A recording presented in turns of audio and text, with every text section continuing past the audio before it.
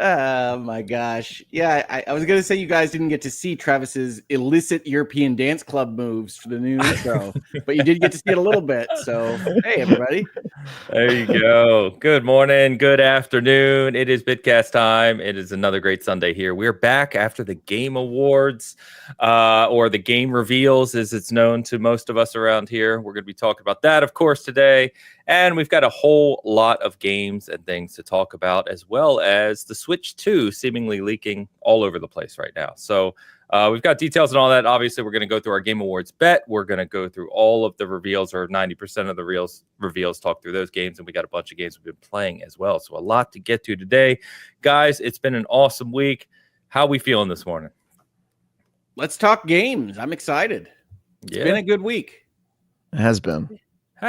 No doubt. No doubt. Holidays are coming up. It's looking good. I almost had my little Christmas tree behind me. I'll save that for next week. But, something to look forward to, everybody. Christmas. Yes, we all know what that is. You can have a little Christmas and Hanukkah. We'll set the menorah, whatever you like. Yeah, put one behind you. Can we play dreidel on the show? I don't think you should. It's a bad game. I don't believe that game ever have real rules. I never learned It's a bad game. No, so the story behind dreidel is that when they were practicing Judaism and it was illegal, and so they pretended that they were gambling and they had a dreidel, and the authorities would come by and be like, "What are you Jews doing?" And they're like, "We're just gambling. See, we got this dreidel, we spin it, and it's got rules, and totally we're being super. We're just gambling. We're not practicing religion," and that's why dreidel is stupid. Oh, they didn't bother making rules for it. I remember playing it in school, but if you ask me like how to play it today, I'd have no idea. Yeah, I mean, you basically just have like a 2 in 4 chance of getting something you. It's stupid, dude. It's like a bad game. It's like not a good game. My review of dreidel is 2 out of 10. Like terrible. Not a good game. That's great. So we're going to get into it here pretty quickly because we've got a lot of games to talk through, obviously. Just a couple things to call out real quick. So we'll get to Tide's picks.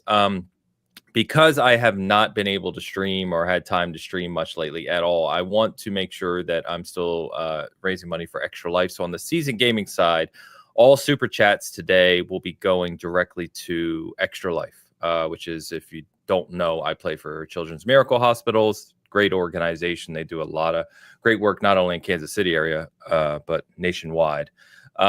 So anything in that vein is super appreciative, and I will make sure to share that. So thank you so much. And of course, we kick off with Tide's picks, who, guys, I'm honestly a little scared to share these this week. I don't know where Tide was going. Oh God. We just love unicorns. Even you being scared, that's really scary. Travis, have you ever thought of yourself as a unicorn or other kind of magical horse? All the time. All right. Does it look like this? Yes, I look amazing. Oh wait, what are you talking about? Okay, yours is scary because you look like a pig. But look, so this is interesting. I don't know why they made Ains a pig. Maybe it's because that's what he already looks like. Got him. Hogue looks like an earth pony, which that kind of checks out. He's Mid-Eastern, or Midwestern rather. Oh, is it Mid-Eastern? Close. He's Midwestern. He's got kind of that down to earth, a little bit of Applejack vibe. I can see it. And I like Applejack.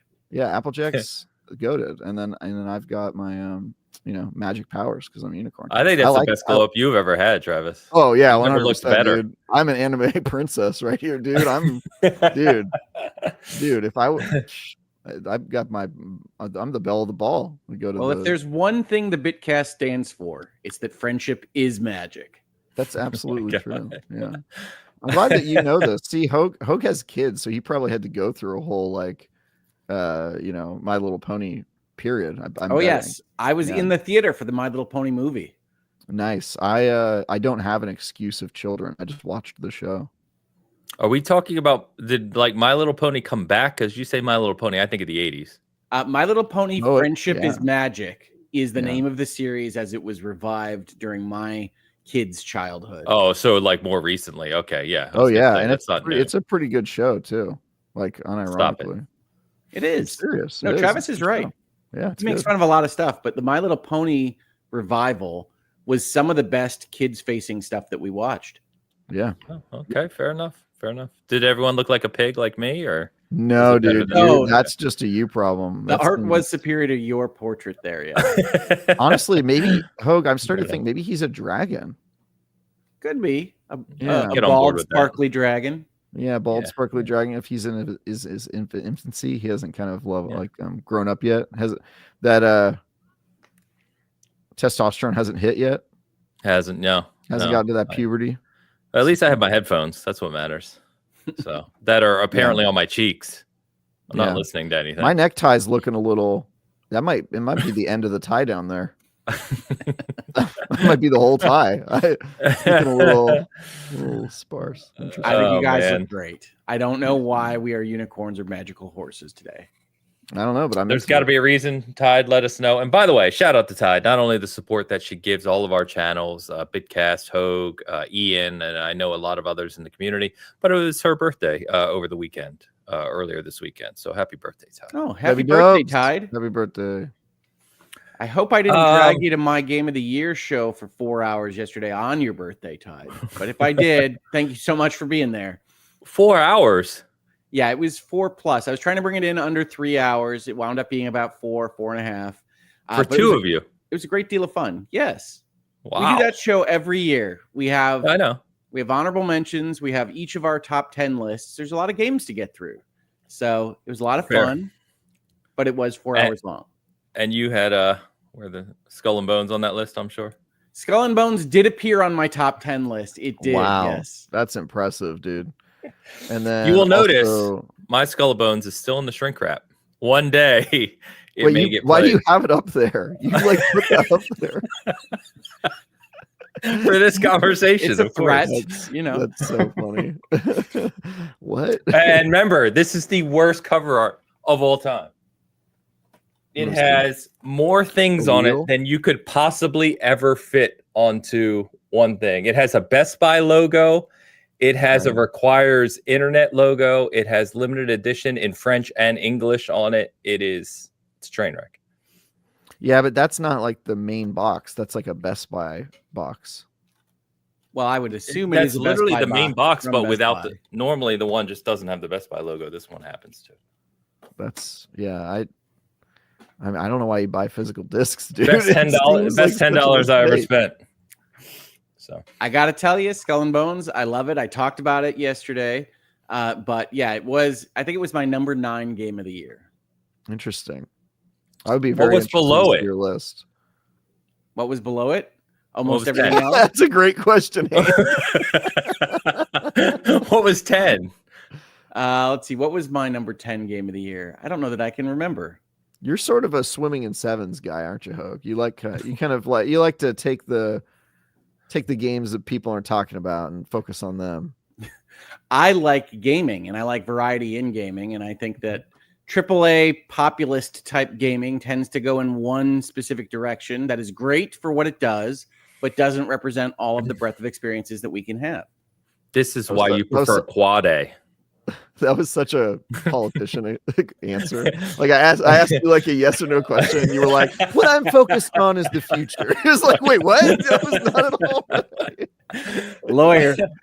Yeah. Oh my god, crazy, dude, that was wild to watch. All right, let's get caught up. We've had some very generous Bitcasters audience this morning, whatever you want to say. Googleman did kick us off as always, so let's get through these so we can start talking about some games. Googleman 81. He offers 10 euros and he writes, "Has anyone else been watching Secret Level on Amazon out of order and sometimes on repeat while enjoying Liquid Death Severed Lime? Happy holidays." I've heard Secret Level's really good. I have not watched it yet. Me neither. I tried. Interesting. It is not for me, which is apparently the most controversial thing you can say on Twitter. So be careful with that one, folks. I'm giving you a ready grenade there, but it is not for me. Not for you. Okay. All right. Wow. I at least anecdotally, the response I've seen has been pretty positive. That's cool.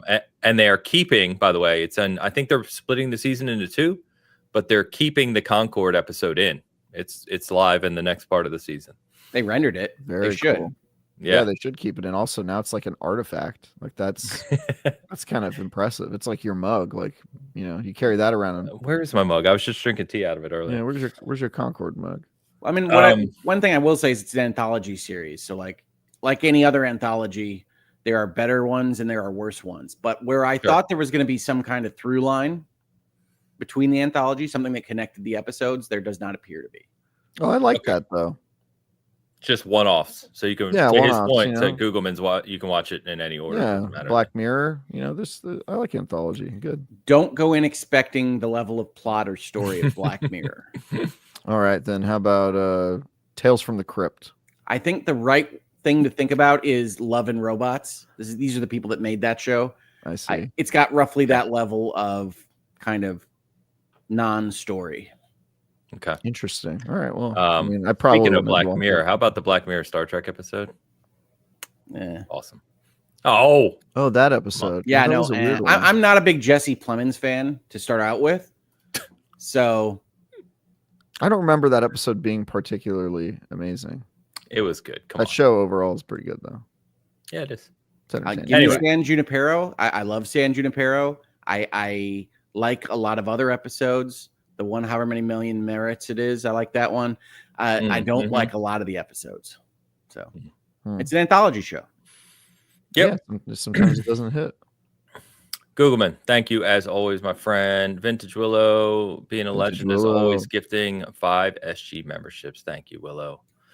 You the as best. Always. She is Debbie W, another legend. Debbie Dubs says she likes to It's her birthday too. It is her birthday, and for her birthday, she gifted 5 memberships on Hoag's side of the house. She gifted 5 memberships on SG's side of the house, and she super chatted $20 to not only help with Extra Life, but just to celebrate. So she's spending that birthday money. Debbie Dubs, $20. She writes, "It's my birthday today, so I'm giving gifts to others. Hubby got me Veilguard as a present. Excited to play that later. We also got a new cat, so Liara is joining Tali. Of course, we're collecting the crew of the Normandy."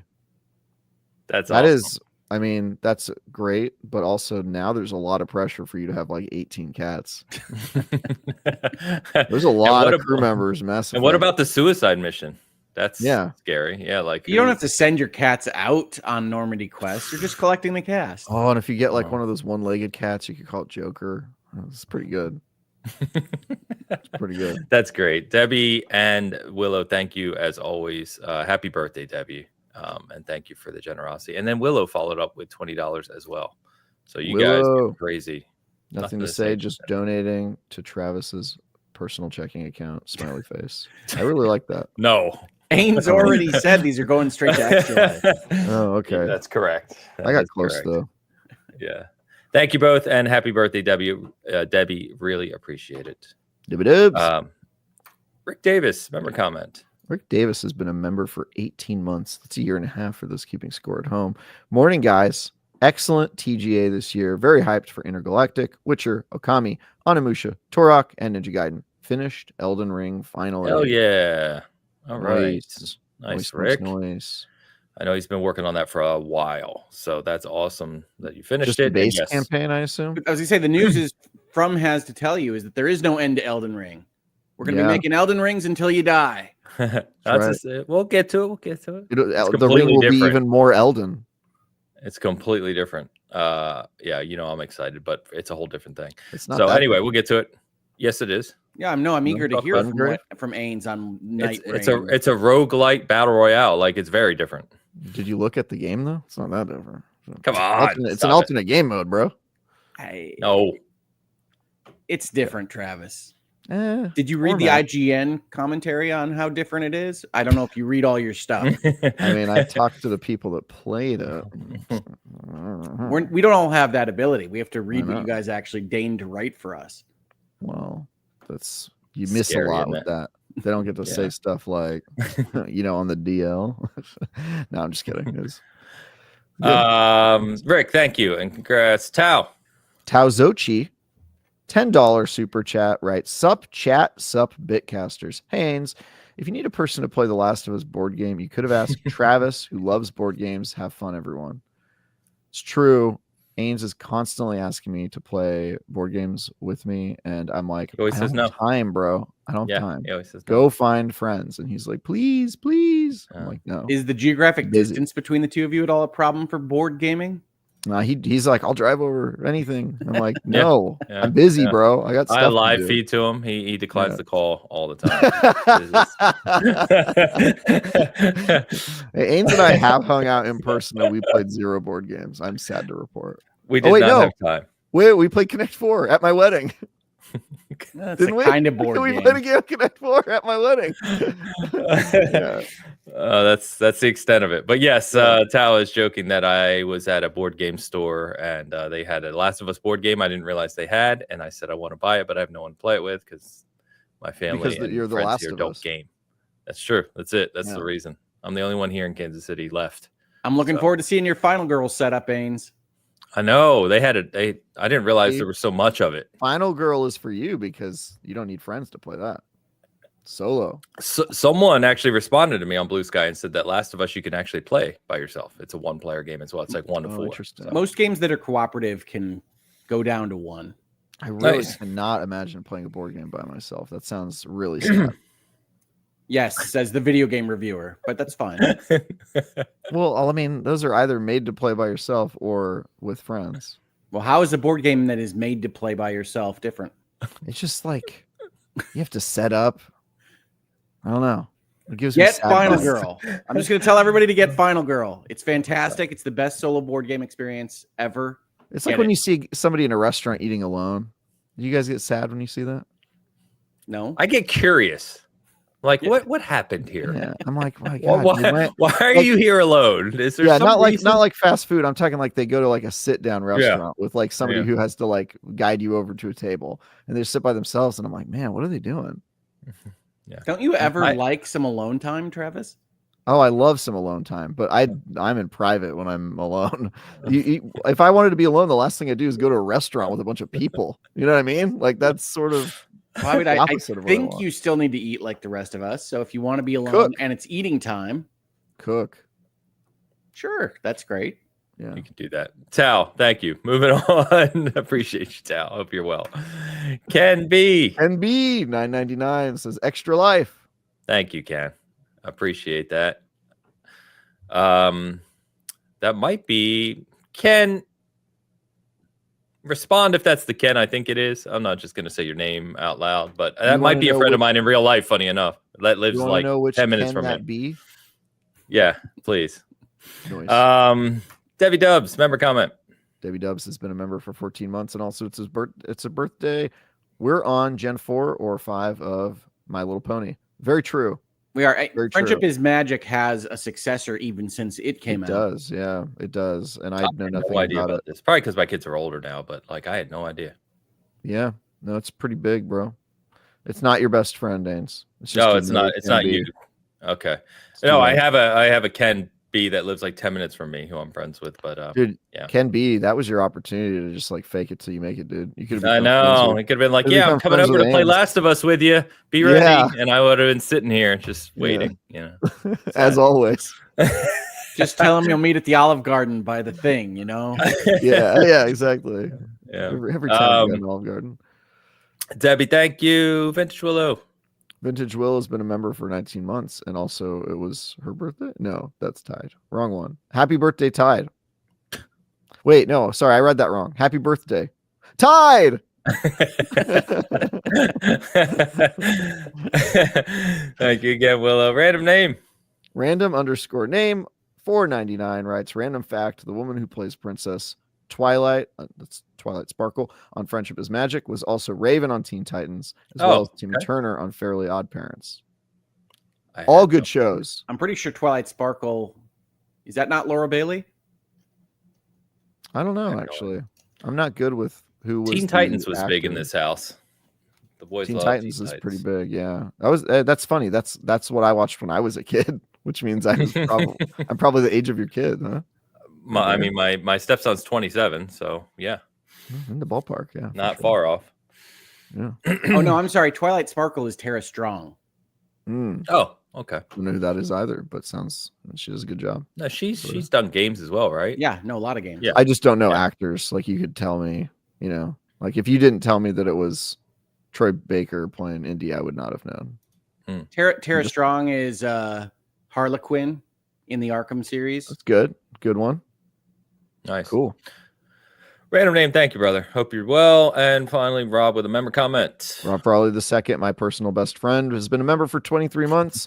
I'm excited for the Outer Worlds 2 and Intergalactic. You seem to have a type, Rob Frawley. You seem to have a type. He wants to go to space. He wants to go to space. Should become BFFs with Elon. Maybe he'll send you there. Good note. Count on him. Good note. All right. Let's jump over. Thank you, everyone, especially for the generosity and Extra Life. Appreciate you. Let's jump over to what we're currently playing. So I don't have a ton to talk about this week because I've mainly played Path of Exile 2 and Indie, which we've talked about Path of Exile 2 a ton. I'm not going to continue that, but I'll quickly talk about Indie. I'm still, by the way, guys, I wish you would have told me to get the camera in the Vatican earlier on. Yeah, we definitely didn't mention it. We Didn't definitely bring didn't it mention up. it last week. Yeah. I just thought it'd be a cool prank to not tell you that you were playing the game completely wrong for like 8 hours. Yeah, you got me. Yeah, so I went back with Vatican. You had to go through every part of the Vatican just to take photos. That's so funny. I spent 14 hours alone in the Vatican. And then I moved IRL. I'm in Giza now. I'm a few hours into Giza exploring side quests, you know me. So I don't know, guys. This game continues to climb on the list for me. I think if it continues the quality that I'm seeing out of the exploration, the kind of what I like about the characters, the story, this could very well end up being my game of the year by the time we get, by the time I finish it. I got to finish Astrobot, a few other games I want to play, but this is way up there for me. I think it's undoubtedly one of the best games released in 2024. I do have a question for you, Ains. When I get to the next hub in hub-based games, I often have a moment where I say, well, this is mostly just the same kind of experience that I had before. And I often get ejected out of games like Deus Ex or Dishonored or others that have the next hub. Did you find that happen at all to you in Giza after you got done with Vatican City? No, I know what you mean, because it almost feels like, okay, I just kind of did everything in a hub in this way, and now I've got to start over in a new place, which feels, so I know what you mean.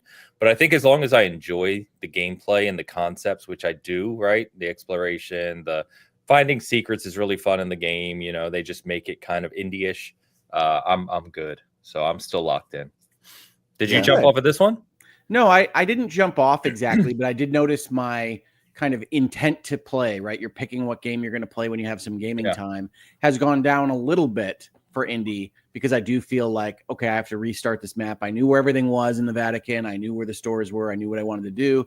And now I have to go and get all the notes put on my map and figure out where the restricted areas are and all these other things. And I still like it. I've still gone in and played Indie a bunch this week, but maybe at a little bit less of a velocity than when I started out. Okay. Yeah, I am I totally empathize with that instinct, Hogue, but that didn't really hit me with Indie because it felt like it was kind of part of the same progression. Like it didn't feel like a complete reset. You have to find the maps and stuff like that. That's never that fun, but they also didn't make it particularly challenging to do that. I'm on the third biome, which I think is the final one, just based on where the story's at. And I'm still going pretty strong on that game. I had to stop because I reviewed a game this week, but I'm going to get back on it probably today after I write said review. Yeah, I think it's great. I really do. I often have this with that hub model where I'll get into the next map and be like, wait, now is the time to eject and do something else. Yeah, that's fair. You also have kind of ADHD with games, it seems. I like variety. I don't know whether that's a disorder or not. Yeah. You like variety and you don't like finishing. I get it from a hub model. Like my preference personally is when you uncover things in a big world, like if it's one world, you know what I mean? And then you're just continually exploring and expanding that one world. Obviously we've talked about that a million times, like, The Witcher 3 is way up there on my all-time list, right? That type of thing. But I think with the way Indie is, where he travels to locations around the world and historical sites and all these things, I think it's a pretty good design from that perspective. Yeah. But you guys go. Like I said, the only other there's one other thing I want to mention, but I'll let you guys go because I know we want to get through some of our currently playing here. So what else has kind of gotten your interest this week? So I have two things I want to talk about. I know you have a longer list, Travis. The first one is one I mentioned last week, which is Fantasian, which is the Mistwalker game that has been reimagined, rebuilt from the mobile game that they made originally and released by Square Enix on consoles and PC. I said last week that it's a throwback to what Final Fantasy could have been if it went in the direction of like Final Fantasy 8 and 9 instead of where it went with 10 and 11 and 12 and 13. I wanted to reiterate that. I want to say that this is one of my favorite kind of very simplified RPG experiences that I've had this year. And if you like Final Fantasy from that era, that kind of PlayStation 8-9 era, and you like other things that you've seen of Mistwalker in the last couple of decades, like all of the writing and storytelling in something like Lost Odyssey, I really think you're going to be happy with this game. Like it is really, really connected with what I like out of this particular style of role-playing game. It has some of that old school mentality. It has some kind of simplified anime-esque characters. This isn't metaphor. This isn't kind of the high-end RPGs that you get right now. It's certainly not Rebirth, but it is an excellent experience, and I highly recommend it to anybody that likes those things. The other thing I wanted to mention is a little game I haven't heard referenced here, and I've only seen reference in a couple of other places online, and that's a game called The Thaumaturge. Yes. This is a role-playing game that is made by what appears to be a small team. It features you, a thaumaturge, who is essentially a wizard of the mind, can read people's minds, can read emotions on objects, that kind of thing. Going into Warsaw, Poland, or Warsaw, Russia at this point in history, and trying to deal with people's issues, find their flaws, collect monsters that are hunting them, and use them in turn-based role-playing while you go through a kind of isometric city, much like a Baldur's Gate-looking one. Now, you can't move the camera around. It is a smaller team. It's not Larian. It's not as big as Baldur's Gate 3 or anything like that. It's more like a combination of a turn-based role-playing game like a Final Fantasy, the writing of something like a Disco Elysium. It has a lot of very kind of poetic writing on how he's interpreting emotions on objects and things like that, and a Baldur's Gate kind of open CRPG role-playing experience. I want to recommend it. I like it a lot. I think it's going to be a matter of what your taste is. You really have to get into kind of Polish politics at the turn of the century, the last one, not this one. And that's going to be, I think, a different flavor for different people, but I enjoy it quite a lot.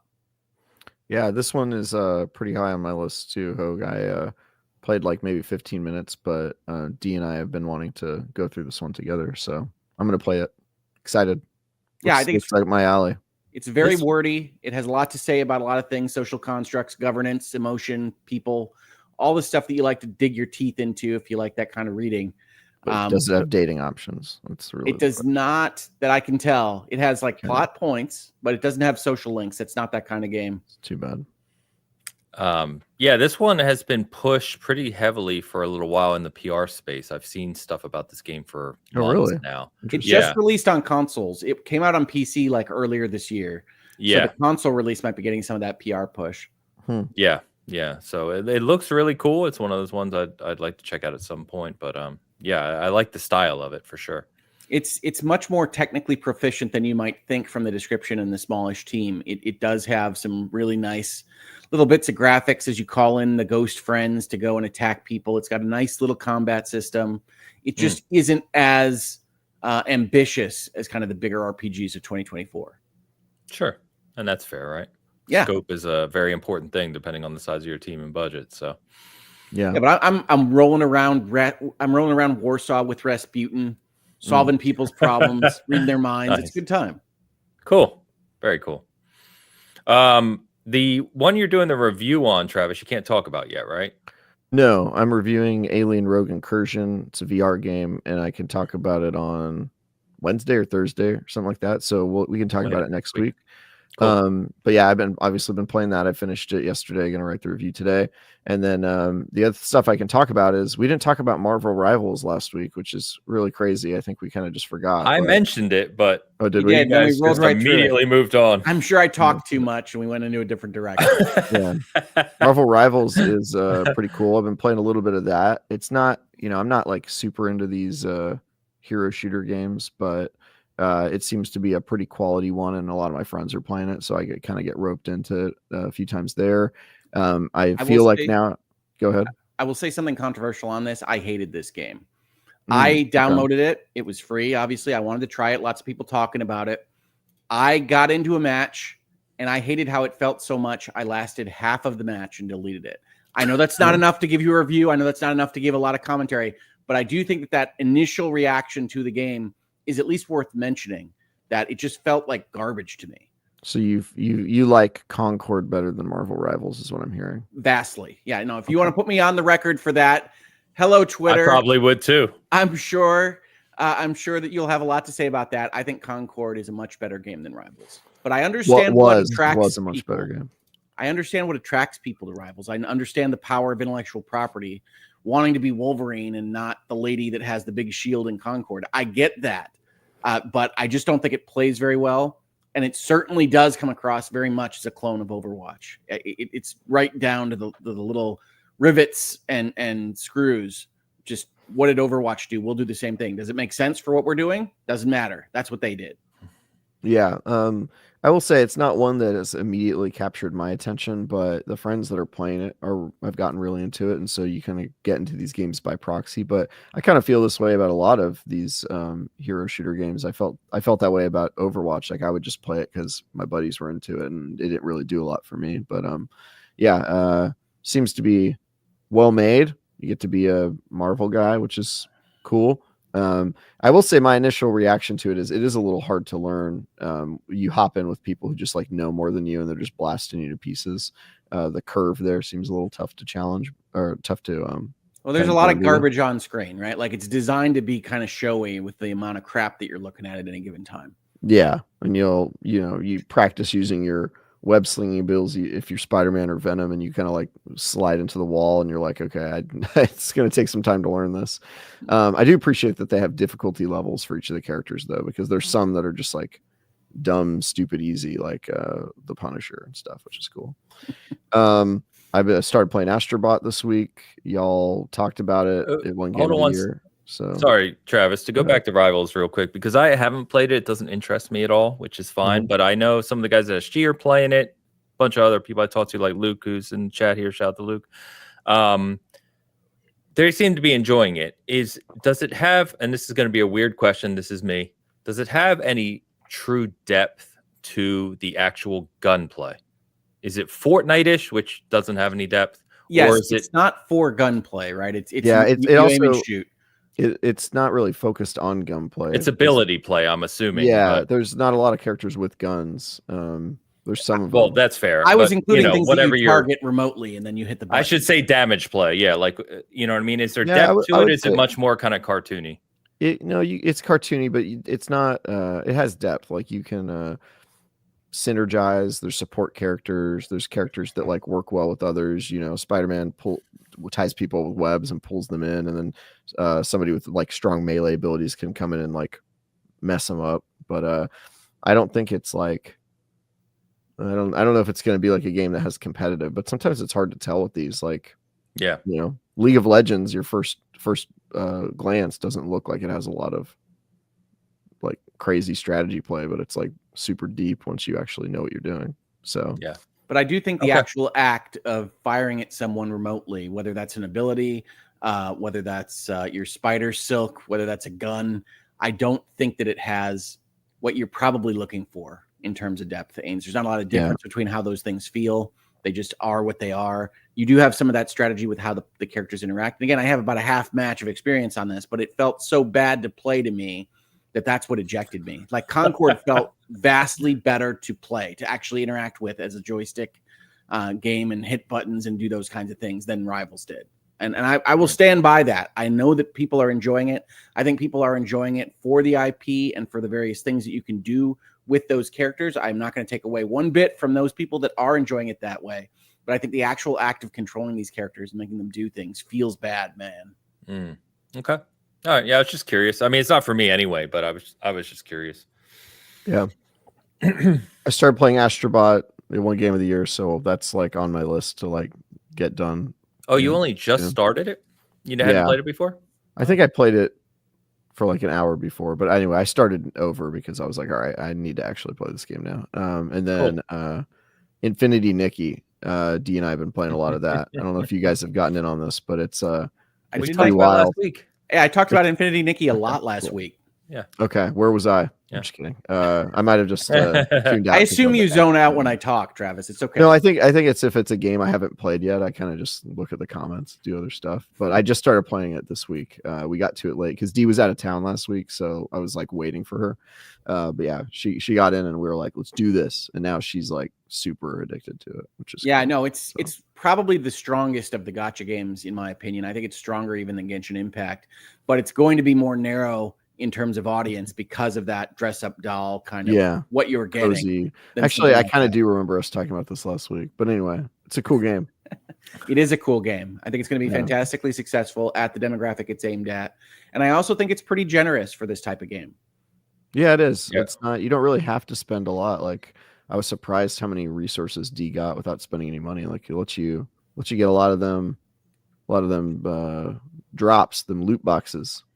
Yeah, and there's a lot of stuff to get in universe. I think Infinity Nikki is a really strong game, a really, really strong game, but it's not going to get talked about by a lot of enthusiasts because of its aim and the demographic that it's selling to. Yeah, got a 9 out of 10 from our viewer. Yeah, I mean, anecdotally, I'm seeing it a lot across my timelines of people enjoying it, so it's good. Mark Medina's addicted to it. Okay, it should mean something. It's really, really good. It means Mark likes it. That's what it means. I know, but like it's really good. And then you'll have a 3-hour session where you're trying to find the right stockings to make your outfit work, and you'll be like, "What am I doing with my life?" But we're still talking about the game, right? Am I? I don't know. We found his fetish. It's only a matter of time. Willis had told my kid about Infinity Nikki, and she loves it. So yeah, I mean, it's like Silkenet just said, it's got over 20 million people have downloaded it. So I mean, don't know. Just make sure you have the conversation with your kid about not hitting the buttons that have the $ next to them. Yeah, I mean that's a conversation you have to have. When we say narrow market, I mean it's like it's not going to get Call of Duty numbers because the appeal isn't broad enough in the space. But like Animal Crossing, I would say is very much in the same level as this, and that's a super popular game. So I think Infinity Nikki, sky's the limit. I think Animal Crossing is perhaps a little broader. I think there's a broader audience that can accept cute animals on an island more than shopping for your favorite dress. But I think Infinity Nikki deserves all the success that's coming to it. I think it's a fantastic implementation of this kind of game. Yeah, and I also, one of the things I always call out here too is like our view right here tends to be a view of the United States, or at least North America primarily, right? And there's a lot of games that are gigantic in other areas of the world that we don't even ever talk about, right? We're not even aware they exist half the time. Yeah, so I'm sure it's like getting a ton of downloads in China. Yeah, so I think it's mandatory. Cool. The government's like, you must support our industry. You must play Infinity Nikki, and then they take all their revenue. I heard that. Yeah, that's true. Yeah. Heard that. Oh boy. Yeah. We got a super chat to catch up on too from Mr. BLTs. Last time Mr. BLTs was here, he made me want to go make a BLT after the show, so I've got to be careful. I think I did make a BLT after the last show. I literally went to the supermarket and bought ingredients to make a BLT.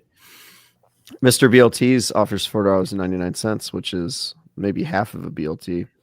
Loving Indiana Jones. Move out of California, bro. Wait, really? Oh yeah, I can make a BLT for $5, no problem. Easy. Oh, yeah. I mean, make it. I'm talking about like if you bought it, you couldn't buy it. You could. It would be the best BLT, but yeah, come on, don't lie to me. Nobody's buying BLTs for $4.99. That's crazy. All right, loving Indiana Jones. I 100% of the Vatican before I left the Vatican. Nice. Haha. And I'm about to finish 100% in Giza while watching you guys. I'm addicted. Love it. I'm glad you're having fun, Mr. BLTs. That's the way to do it. All right. Thank you, my friend. Let's close that out. All right. I'm also 100%ing Indiana Jones, by the way. I cleared both of the maps so far. Nice. I like that. Yeah, That's I got not the way I play. I don't know. That's not usually the way I play either. I usually try to get in and out of a game as quick as possible, but I don't know. It's keeping my attention. I'm going with it. Love it. The only other thing I was going to mention, which just a shout out, me always playing live service kind of shooter space. So season 5 of the finals came out. I've talked about this game before. They've done a lot of good work on this game, and it's cool to see its audience numbers kind of picking up, right? It's not blowing the doors off or anything, but it's staying consistent and gaining some audience here and there. Season 5 is really cool. They add clubs, so now you have basically clans, if you will, within the game. You can earn extra XP. The battle pass is really nice. This is just one of those shooters. If you haven't given it a chance, give it a chance. It is incredibly smooth to play. It's from some of the leads of the old Battlefield games I've talked about, right? So the big thing in the game is that everything's like destructible, blowing up floors and walls and buildings, and the matches can just turn into absolute chaos. It launched pretty bare bones, but now it has all kinds of customization, a lot of different weapons and gadgets. It's got clubs, it's got a world tour mode, it's got all sorts of different things in it now. So they've really done a good job at kind of fleshing that game out from a live service perspective. And I'm very happy to see it kind of garnering a proper audience. And I hope it continues because it's excellent. It's probably the shooter I enjoy most next to Halo, which, I've given up talking about at this point. But it's quite good. So give it a shot if you haven't. I like it too. And it's free to play too. So yeah, I mean, a good game. Jump in. Yeah. Not your type of game, I think, Hogue. It's very fast-paced, very competitive in the sense of you can't what's hang going with on. us, bro.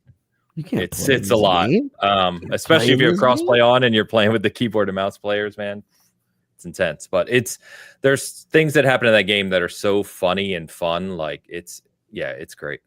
So I like the setup. Isn't it like you're in a game show or something? You're like it's a future game show. Yeah, and you're basically fighting, and there's different modes. You're like, the main mode is where you're trying to basically you grab a vault thing and you plant it, and like you have to guard it, right, to extract the money, basically to win money. But the teams are fighting, and there's like all sorts of crazy abilities. You can make walls disappear, you can create gravity portals, but then there's all sorts of weapons and grenades and everything. So it just turns into absolute chaos. And it's just fun. It's just a lot of fun. Well, good. All right, let's get to the Game Award reveals because we have a lot of games to talk about here. So, thanks, Jeff. Who won first? No, we're saving that. Are you not looking at the rundown, Travis? Yeah, pace yourself. Pace yourself. I don't live by these rules. Yeah, I have not told these guys who won our Game Awards bet yet, so I'm saving it till we get through the rundown here. We're going to go through most of the reveals. Obviously, we're not covering every single game, but most of the bigger ones, and we'll comment on those. We'll get to our bet, and then we'll close out with the Switch 2 a little later. But yes, before we get to the reveals, can I ask to just have a little chat about how we feel about the Game Awards show itself, the show this year? Yeah. Because I actually thought that this was a pretty significant improvement off of the 2023 show, and that was on a downward path from a couple of years before. I want to give credit where it's due, and I really think that Jeff Keighley showed that he was listening to the notes. He was listening to what people were complaining about. I think it was a pretty brilliant job to give all those jokes to the Muppets that we knew he would include in the show somewhere about him and the way he's run this show. I thought that was really smart, and I think the pacing and kind of inclusion of trailers, but not in these huge commercial blocks. Usually there are a couple of exceptions during the show. Was a great improvement. I still think there are issues. I think there's a problem with like the Arcane musical medley in the middle of the show running 4 hours long, but they had such a long way to go from where they were at that I think it's a vast improvement that I want to give credit for, because I don't think people do that enough online. So I'm interested in how you guys felt about the show in 2024. I felt pretty similarly. Like, did I roll my eyes when they said, the pre-show sponsored by State Farm? Like, yeah, like that's super annoying. Like, that's super annoying. It being a 4-hour show is insane. Like, I cannot believe the show gets longer and longer every single year, and it's mostly because of all the bloat. I still think that they spent way too much time on trailers and whatnot, and not enough time on like they did like 4 awards in a row of. Yep. They did best RPG as like a sidebar, which is insane. Yeah, It was like one of the best years for RPGs we've ever had, and they were just like, best RPG, moving on. They like bundled it with like esports or something. So I still have all the problems I've had with it, but I do think it's worth recognizing that like it was a vastly better show than last year, and I kind of had just resigned myself to like, this is the show that gets worse every year, and like more commercialized, and just sort of like it's just going to keep being terrible, and we're going to watch it every year and just kind of deal with that. And I do think it was like a vast improvement. We didn't have people getting played off. We didn't, people had clearly been trained or had some sort of way to know, like it felt like there was more like control, more planning, people organically saying what they wanted to say and leaving. I thought we had quite a good time watching it. Yeah, I would say my main opinion is right in line with you guys. I definitely think it deserves this. Bloat goat. I think he's trying. Yeah, I got the definitely deserves that. You can get the sound effect for the bloat goat. You didn't get the sound? Did you, Travis? I got the sound effect, and okay. Got Hogue saying I didn't get the sound effect for the hear him, which normally I can hear you guys when we do the graphics. Yeah, I don't know. No, I agree with you guys. I think it was definitely a step up from last year. I think there's plenty of complaints to still have. Everything you guys just said. It's too long. They gloss over significant award, what should be significant awards. They do. There's still too much pure advertising, which they need to tone down. There's all those things we've talked about many times before. But to Hogue's initial point, and we were talking about this a little bit before we started the show today, is I do think it was an improvement. I think the pacing was better. I think that I do like the fact that Jeff seems to be able to take a joke of himself. I was telling Hogue before the show that, to me, even though that's a small thing, I think it's an indicator of a good thing. It's good to laugh at yourself, and good that he kind of gets the feedback on the show, and made jokes about himself with Kojima and the show best length joke and of the the night. Advertising. Yeah, I mean, I thought that was good. So I thought the best joke of the night was when they called him a sellout. Yeah, sellout. I mean, yeah. My favorite was, does Hideo Kojima know that he's his friend? Yeah, that was my favorite joke. I love that they panned to Kojima, and I don't think Kojima understood, because he just kind of, I think he heard his name and he was just like, English. Yeah. Looking around.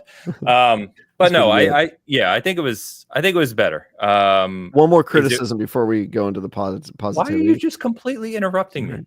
Sorry, I'm like mid-sentence.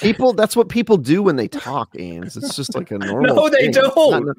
Yes, it is. I promise you. It's not. If you weren't asking people to just play games with you and them not responding, I promise you this is how conversations would go.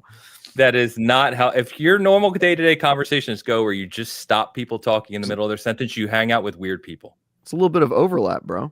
Now we do have a mute button here, Ains. I mean, you can do it how you want. Yeah, that is not normal. Anyway, you broke me now, so go ahead.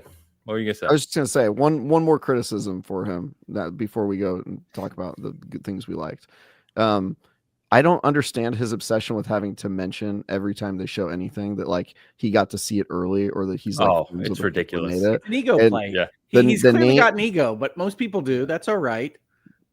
Well, it's just like the name dropping. Like, dude, we get it. You're hosting the award show. Like, you're the guy. You don't need to tell us, like, yeah, I was in Kyoto with these guys and we all hung out and got ramen. It's like, bro, shut.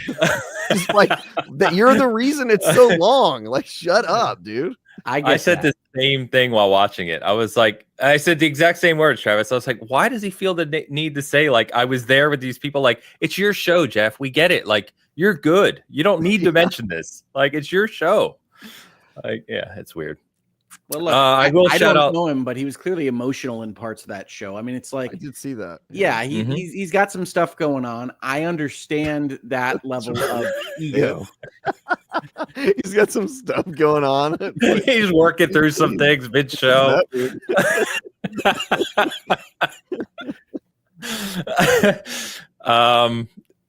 Tim Purr says, is it ego or insecurity? It could be both. I mean, who knows? I mean, one thing about coverage of the game industry or any other industry, right, is that as media, you hear this from Travis all the time, you're not technically in the industry. And so it is a kind of adjacent relationship. And I do think that Jeff Keighley is still a fan of video games. So much like the gentleman that came up for the Game Changer Award breaking down, I think there is a certain level of emotionality for being in the room with these people that are your idols in some way. And that's still Jeff Keighley, even though he is the man, right? So it's both ego and insecurity, I think would be the answer to that question.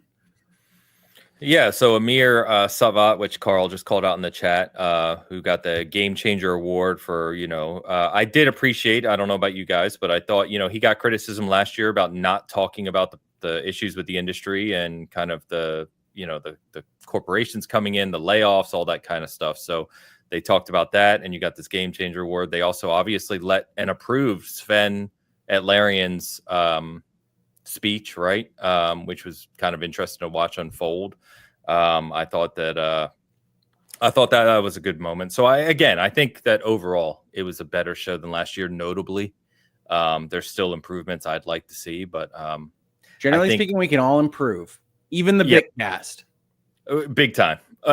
Yes, largely. But I think what was I going to say? No, I was just going to say that I think we also have to accept that this is Winter E3, and that I think looking at this as an award show is still kind of almost disingenuous. There's better award shows without a doubt in the gaming industry, and if you're interested in true award shows, please go watch those and support them. Mine was yesterday, but I appreciate everybody that dropped by.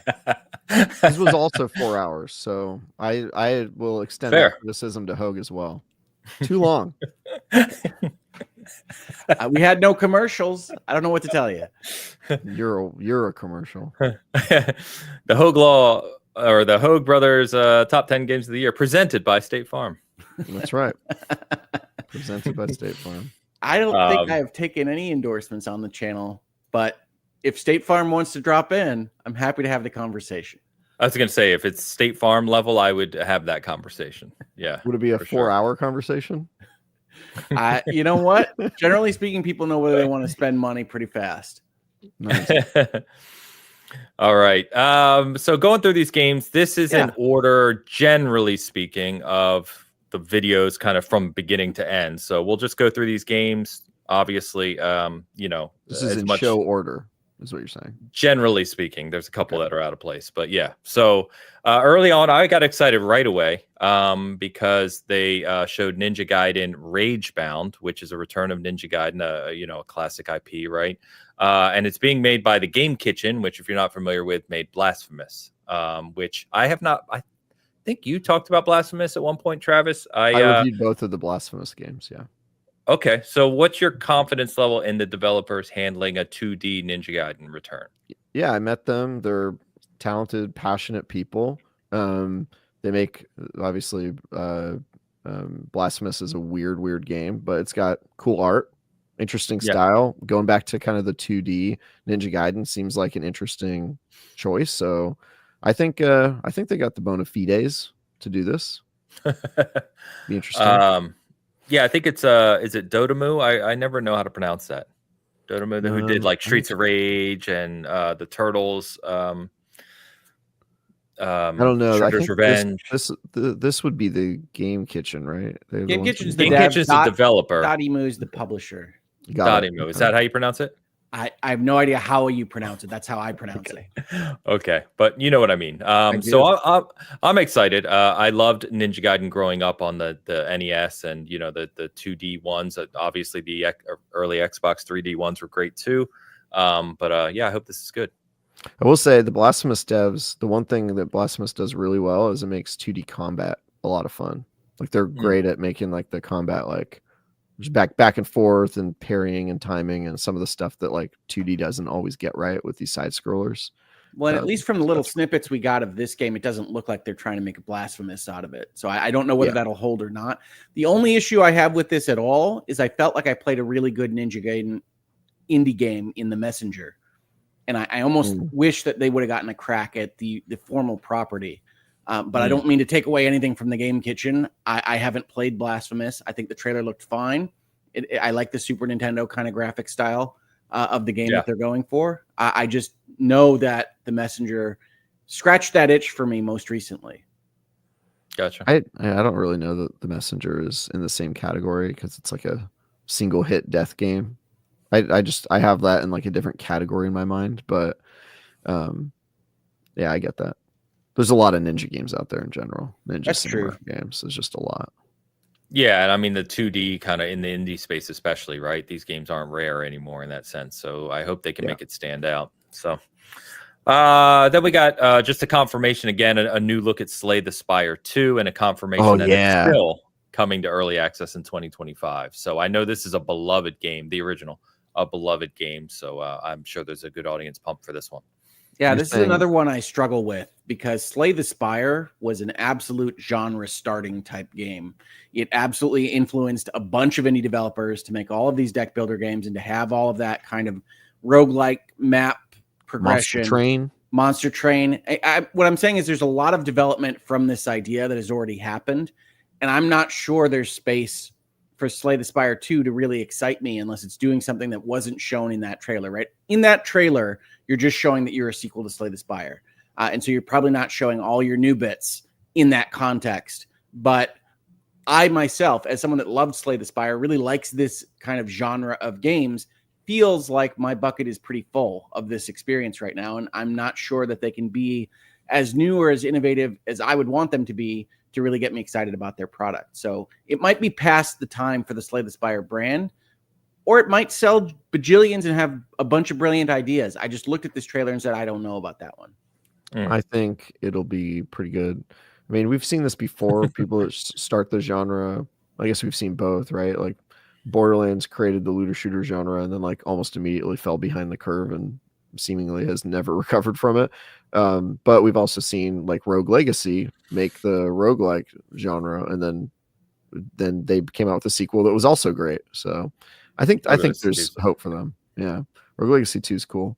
Yeah, so I think Slay the Spire. Honestly, I'll never say no to more of these card games. Like, I'll just play them all. Like, hell yeah, give me Monster Train 2 as well. Like, I'll play these games. But yeah, dude, Slay the Spire, goated.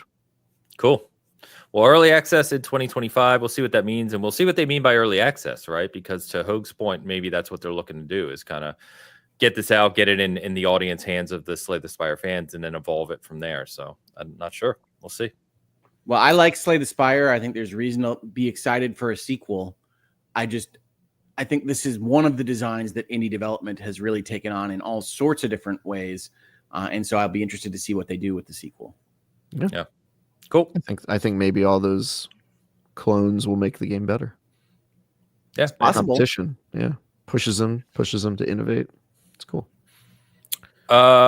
We got a animated trailer for a game called Thick as Thieves, which is a new multiplayer game that they were advertising as coming from Warren Spector.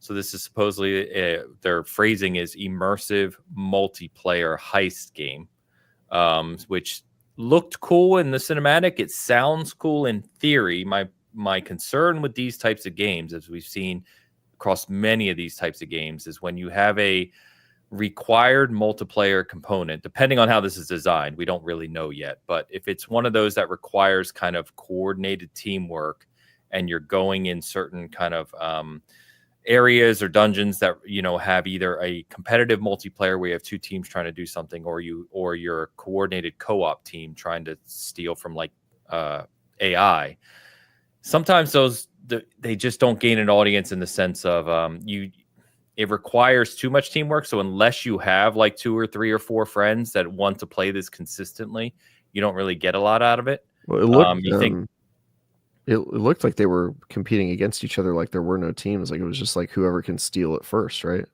If I'm I thought it read as cooperative. But yeah, I consider that the evolve problem. That's what I was literally just gonna say. Yeah, I feel like I didn't see them working together though in the trailer. Weren't they stealing it from each other and then like fighting over it? Honestly, there were a lot of videos on Thursday night, Travis.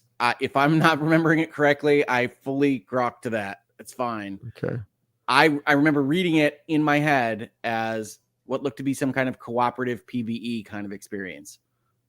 It looked pretty PvP to me, but happy to be proven wrong there. But I think this one, the thing that's cool about it is it's not like you're just trying to kill each other. Like there's an objective. It's like whoever can complete the heist first was what I got. And so that sounds like a cool new take on like a multiplayer mode, because that's sort of my problem with a lot of these games is they have like the same 4 multiplayer modes, right? There's like not a ton of creativity. And so a mode where like the competitiveness is like who can pull off the heist first or best, or you can like snake it out from another player, let them like complete part of the heist for you and then just steal it from them or whatever. Like that sounds cool as like a concept. So be interested to see how they pull it off. It does. It's all about execution in that space. You can't really tell that if it's CGI trailer. I brought up Evolve because Evolve gave me some of my favorite memories in multiplayer, but it was clear that on average, like your average pickup group was just not going to be able to interact with all of the various systems and powers and abilities that existed in that game to give you that fun experience most of the time. And so Evolve had like the highest of highs and then like was Drek for 90% of the time. And so I do worry about that there is that same kind of situation where if you do have a cooperative requirement, even if it's competitive cooperative, even if it's something where you have an instance where you are competing in teams, but you have to both be interacting in a certain way to get past traps or whatever it might be, I think you do have a risk of folks just not interacting with that in the way that's going to make the game sing the best. And I don't know that that's something developers can solve for you without kind of just massively simplifying and flattening their game systems. But I have been worried about that particular outcome since my experience with Evolve, which I will fully agree was very often not a good experience, but did give me some of my favorite experiences. And that's kind of a shame. You really liking Evolve is like so on brand for you. Like that was my brand. I mean, that was the skull and bones of another age. You know what I mean? Like you keep betting on these live service games that just die. These multiplayer or Concord don't make it. Yeah. Concord. This. I liked Evolve too. I'm not far off. I liked Evolve as well. I'll admit to that. I just remember getting done with games and being like, "That was amazing. I love this thing." But like so most you're of the time, upset it was because not that. You were on the co-op side of the equation most of the time. I was a monster boy. I don't think I played like more than 2 matches. If I recall correctly, when I was playing Evolve, it was whatever the selection was for put me anywhere just to start a game. So I was playing both. Interesting. Yeah, you could do that. Yeah. Which monster did you like to play as? I think the original, whatever the one was, OG. that was on the I like to be the Cthulhu lightning guy, the tentacle boy. That was my style. Tentacle boy. That fits. And then I think there was also one where you could go invisible. I like that one. The Shadow Man. That was cool. But like you look at that game, you look at things like Dead by Daylight, and you can see how they simplified the survivor experience for that to work. And you can see what developers have found to be what audiences are willing to deal with in terms of their rule sets. And so Warren Spector, who does not get enough credit for all of the amazing things that he's done in game and game design, I do worry maybe making something too complicated for multiplayer or the audiences that play multiplayer right now. Wait, so Hoke, have you tried Hunt Showdown? Now featuring so I played Post Malone. Yeah. I played the Hunt, I think years ago. Like, how old is this game? Well, it was in early access for quite a long time. Couple years. Yeah. Okay. I meant to mention it. It just launched on Game Pass this week, so you can play it if you want to try it with Post Malone's Murder Circus. I think the Hunt was my first. Am I correctly characterizing this as an extraction shooter? No, I'd say it's closer to Evolve. It's like it's a co-op. I don't know. It's kind of a mix. Yeah, it's rather unique in that sense.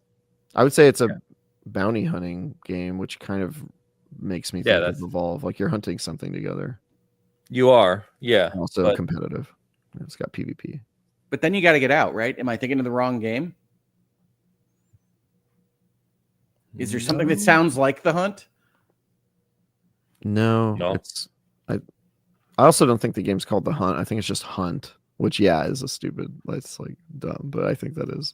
I played it when it first launched into early access, like 2 matches, so I don't remember all the details. I very well might be thinking of the wrong game. You don't want to play Post Malone, dude?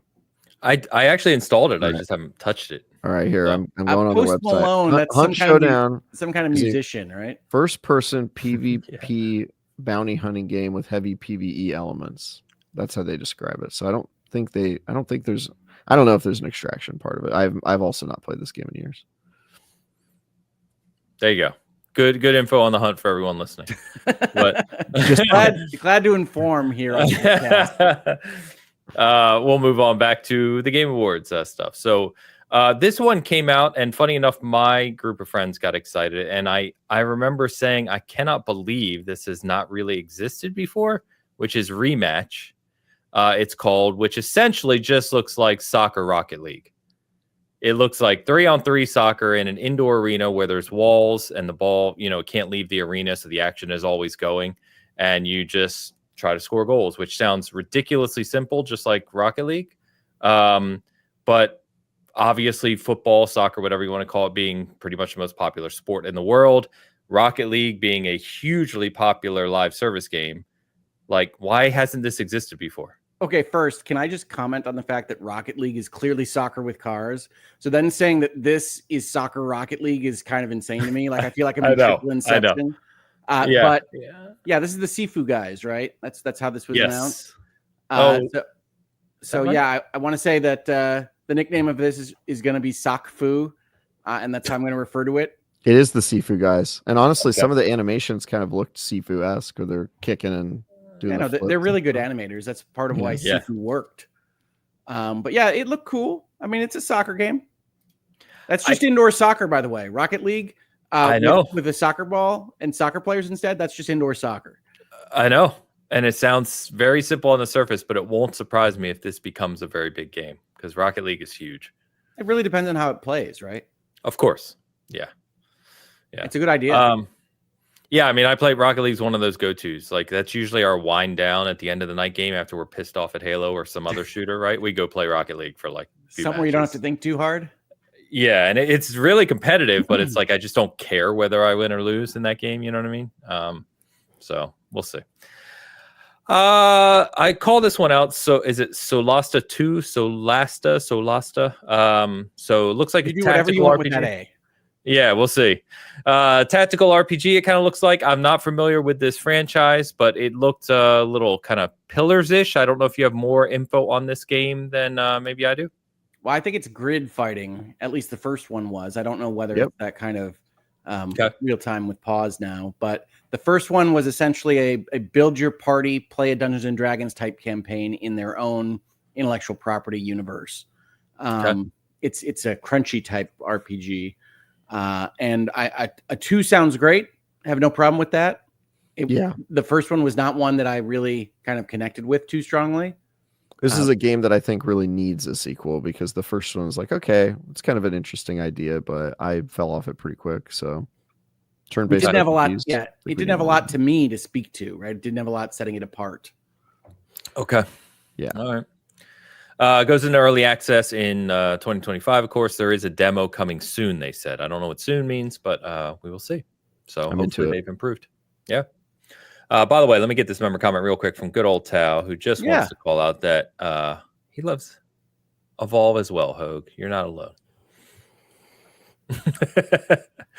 No, I really appreciate that, Tao. Evolve really is one of those moments in gaming where I said, this is a good design, but it doesn't work if people are just going to ignore all the rules and tutorials that they set out for you. Yeah. Yeah.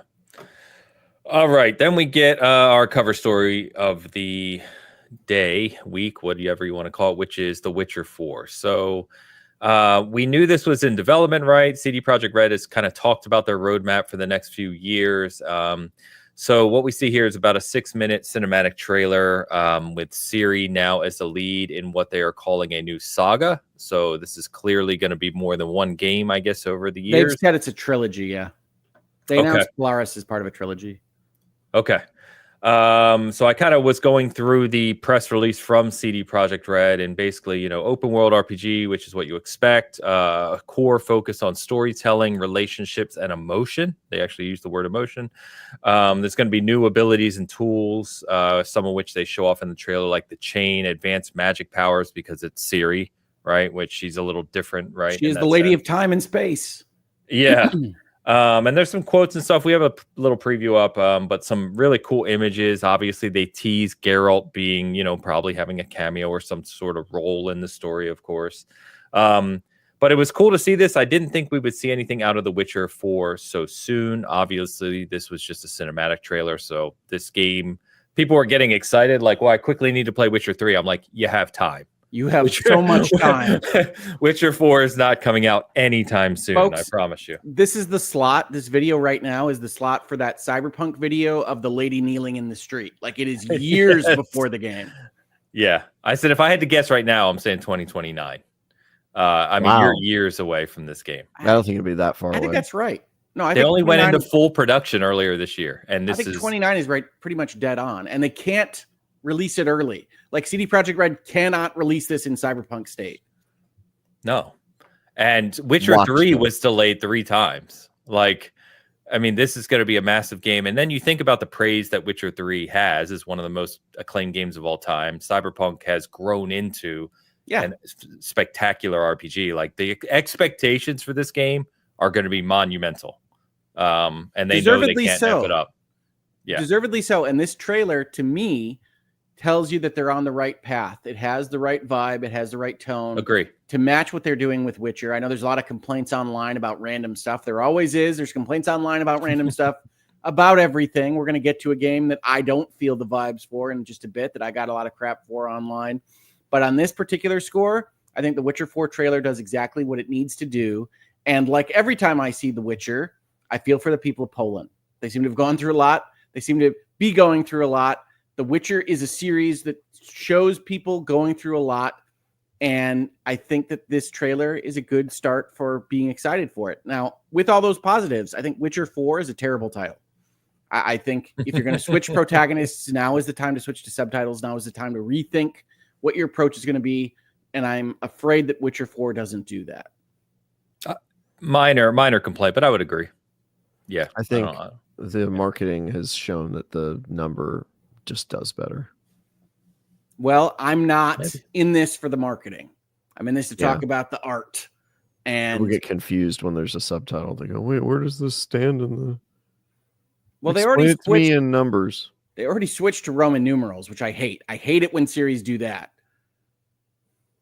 Why? Because there's no 0? No, because you've already established you're going to use the Arabic numerals, and then you switch midway through. It's like, why? Why are you doing that? Because Roman numerals are cool. I like Roman numerals. Start with Roman numerals. If Witcher 1 was Witcher I, that's fine, but it's not. I mean, we that's why they failed, though. The lack of the 0 is really the big problem with the whole Roman Empire failed because they didn't have their numeric system. We solved it. Yeah, we solved it. Yeah. Also, no way to abbreviate. Really tough, man. When you get up in the larger the numbers get, you get some ridiculous looking. All I'm saying is that Ains has put in our rundown Witcher and an Arabic 4, which is the normal person's way of thinking about this. But the actual title of this game is Witcher IV. Still Witcher 4. Which is why I switched the thumbnail to IV. The thumbnail, I had a 4, and then I switched it when I created it because that's why. Yeah. Yeah.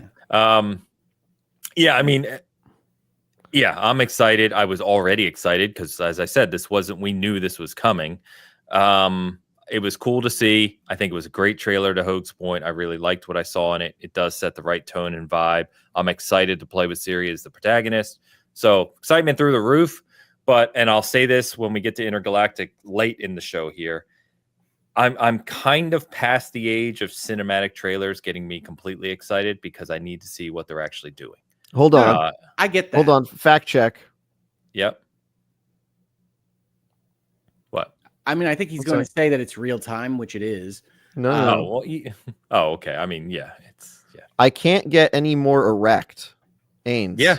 After seeing the Witcher 4 trailer. Can I make a statement? Witcher 4 and... Okay, but hang CGI, on. Bro. Like you just said. No, I've got the receipts of you saying I can't get But any I was more already erect. there. I mean, I'm already full pole. Now, Travis, I got to tell you, I think this is a party foul.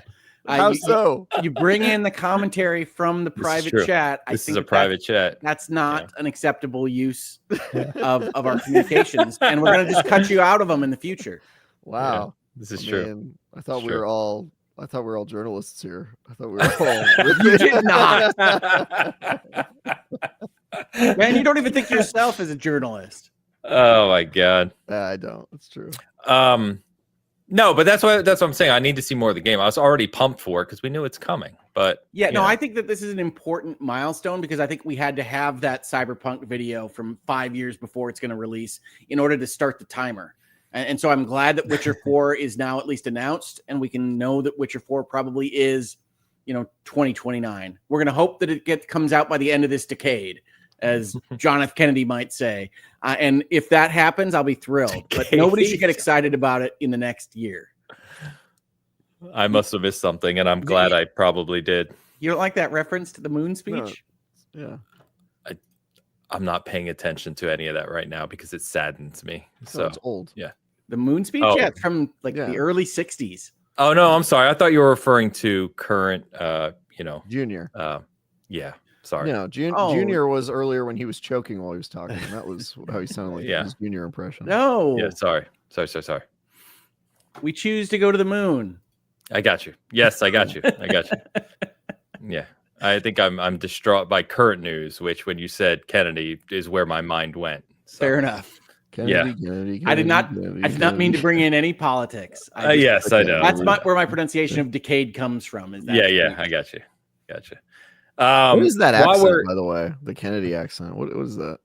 It's like Narragansett. All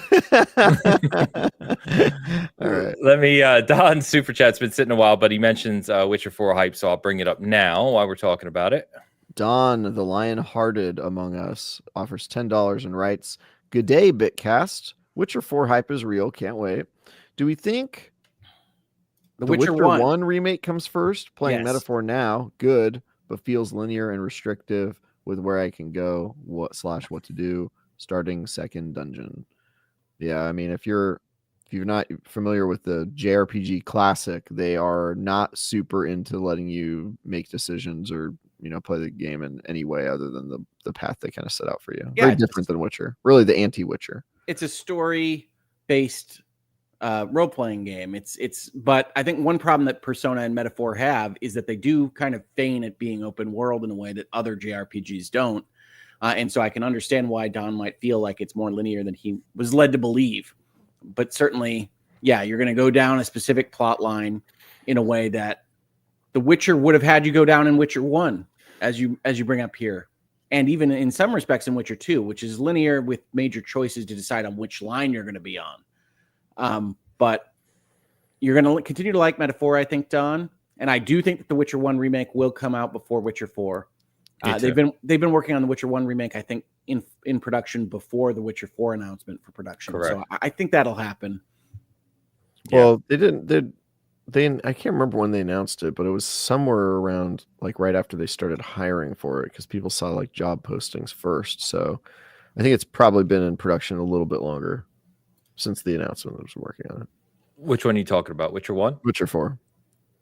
Oh, because they were hiring. Yeah, I believe it's been in production since 2022, if my memory serves right. But they're not in what they call full production, where they're actually deving right until earlier this year. I think it'll be out before 2029. I would love it sooner. I would go 2028 at the earliest. Let's say that. Okay, that's what I agree. That they will probably be more gun shy than usual after Cyberpunk. They should be. They have to be. Yeah. They have to be. So I was trying to see because by the console generation, but whatever. They screwed themselves because that was their decision, though. Yeah, that was their decision. There was a little timeline they gave of where the resources were working. I was quickly trying to find it, but it's not a big deal. We'll see it when we see it, and obviously we will talk about it a lot when it's here. But for now, we will move on. Don, thank you very much for the super chat. I felt the same about Metaphor, by the way. I know it's obviously a beloved game, but I struggled with it a bit. So we'll see if I get back to it. I'm still at the very end of that game. We need to go back and finish it. I'm 110 hours in. I'm at the final fight, and we haven't finished it yet. Yeah. The next was Elden Ring NightReign. I promise I won't spend too long on this. So don't squeal too loudly. I got headphones.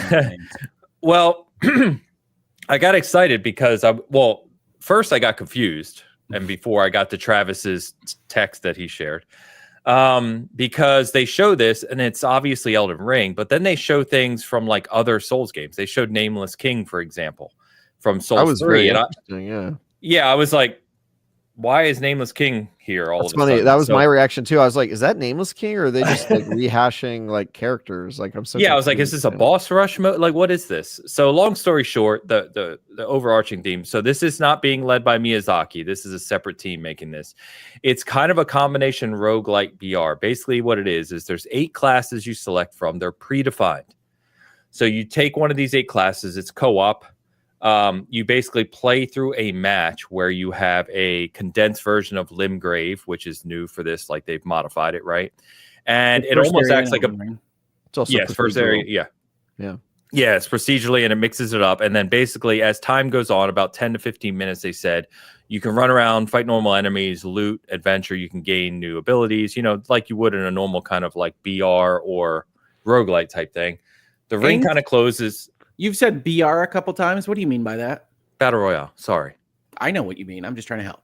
Oh, yeah. Sorry. So the ring closes basically, and at the end, at night, you fight a boss, which I'm assuming to Travis's point is procedural, right? It could be one of probably many Souls bosses or new bosses, which is probably why Nameless King showed up. And then basically you can get unlockables like things called relics to improve each run. And if you do succeed, you unlock things for the characters like cosmetics and other stuff. But they specifically call out this is not a game as a service. It is a standalone game. It's going to be probably in the $40 range, like an expansion.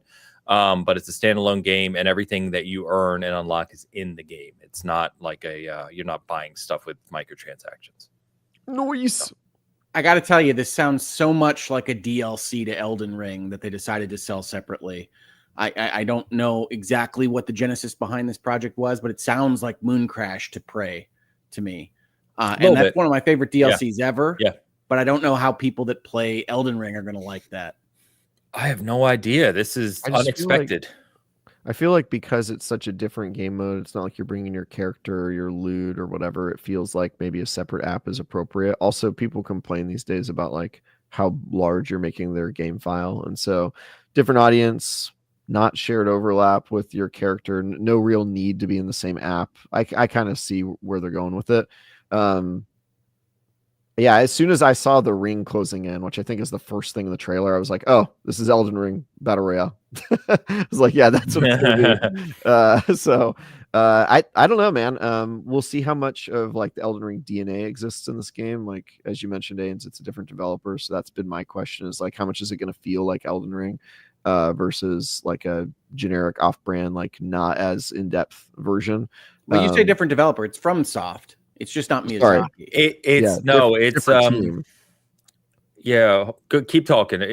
I forget who it is now. It's not who you think. Hold on. Okay. Yeah. Go ahead. But anyway, that was kind of my thought, is like, if it shares a lot in common and it kind of just feels like it's Elden Ring, but with this new multiplayer battle royale format, like I think it'll probably be awesome. But there's also a chance that it just ends up like feeling like a completely different game, because you usually have to make some sort of compromise when you're talking about like large multiplayer matches. And also, From Software has a horrible track record with multiplayer. Like even Elden Ring, which is like their best attempt, the multiplayer is not without like it quite a number of issues, right? So I'm interested to see how much they've improved that. They've come a long way, but I still wouldn't put them like top class. Agree. Yeah, and the interesting thing, right, is this is purely co-op multiplayer co-op PvE, right? So you're not fighting each other like an invasion or something in their games, right? It's like you're teaming up to go battle this enemies and this boss, whatever the boss is. I don't know. It's interesting. I didn't know it had no PvP at all. I assumed that there was like teams competing or something. Maybe I'm wrong. I didn't think so. I need to look up more about this. But I mean, what is the purpose of the ring if there's no PvP? I don't know, to force people to go toward the boss, maybe. I don't know. Yeah, location for the boss spawn. Usually some of those bosses, like if you think about Nameless King, right? He starts by flying on a dragon. So there's certain areas. PvP. I think you're right. Well, that's surprising to me. Yeah, so there's certain areas like you can't, you know what I mean? Like you can't be in a dungeon and fight Nameless King type thing. So they did some of this in Bloodborne, right? They did the Chalice dungeons, which were kind of partially procedurally generated dungeons you go through and fight randomized bosses. So they've dabbled in this. I would say the Chalice dungeons weren't great. They were okay. So we'll see how this does, to your point. I mean, the name alone, obviously they keep the Elden Ring name because the name alone is going to bring clout and sales and everything else. But in terms of actually playing it and its longevity, I don't know. Like, are you going to keep me interested playing this, just rushing a boss and getting a new outfit for a character that's not really mine? Because remember, they're predefined classes. I don't know. We'll see. Well, I'm not the Elden Ring guy on this show, certainly. And this looks like the opposite of what I would want even out of my Elden Ring type of experience. But that's one of the reasons why I really wanted to hear from Ains about whether this sounded attractive to him or not. It does, but to your point, it does. But thankfully, I know this isn't Miyazaki and the core team from making this. This is a side project. So they're working, I think, on 3 projects right now. This was one of them, but they have 2 other core games coming, right? Whatever that looks like. So the Elden Ring true 2, next presumably. From game. No, they've said it's not Elden Ring 2. Cool. It's Youngish Ring. Dark Souls 4. I hope it's Dark Souls 4, but then I'm biased. So, all right, we'll move on from that. But yeah, I mean, it looks cool. I'm excited about it. We'll see how it performs. And by the way, you can sign up for that right now. Sign up start January 10th. There is going to be a technical test in February, so it's pretty close to being playable. It felt like a spring release with those dates out there. Like they're trying to get it out March, April. If there's a major problem with the online connectivity, that could obviously be pushed, but that would be my guess. I would be shocked if there was not any problems with the online on this game. It's not great in the From games. That's 100% really fair. good.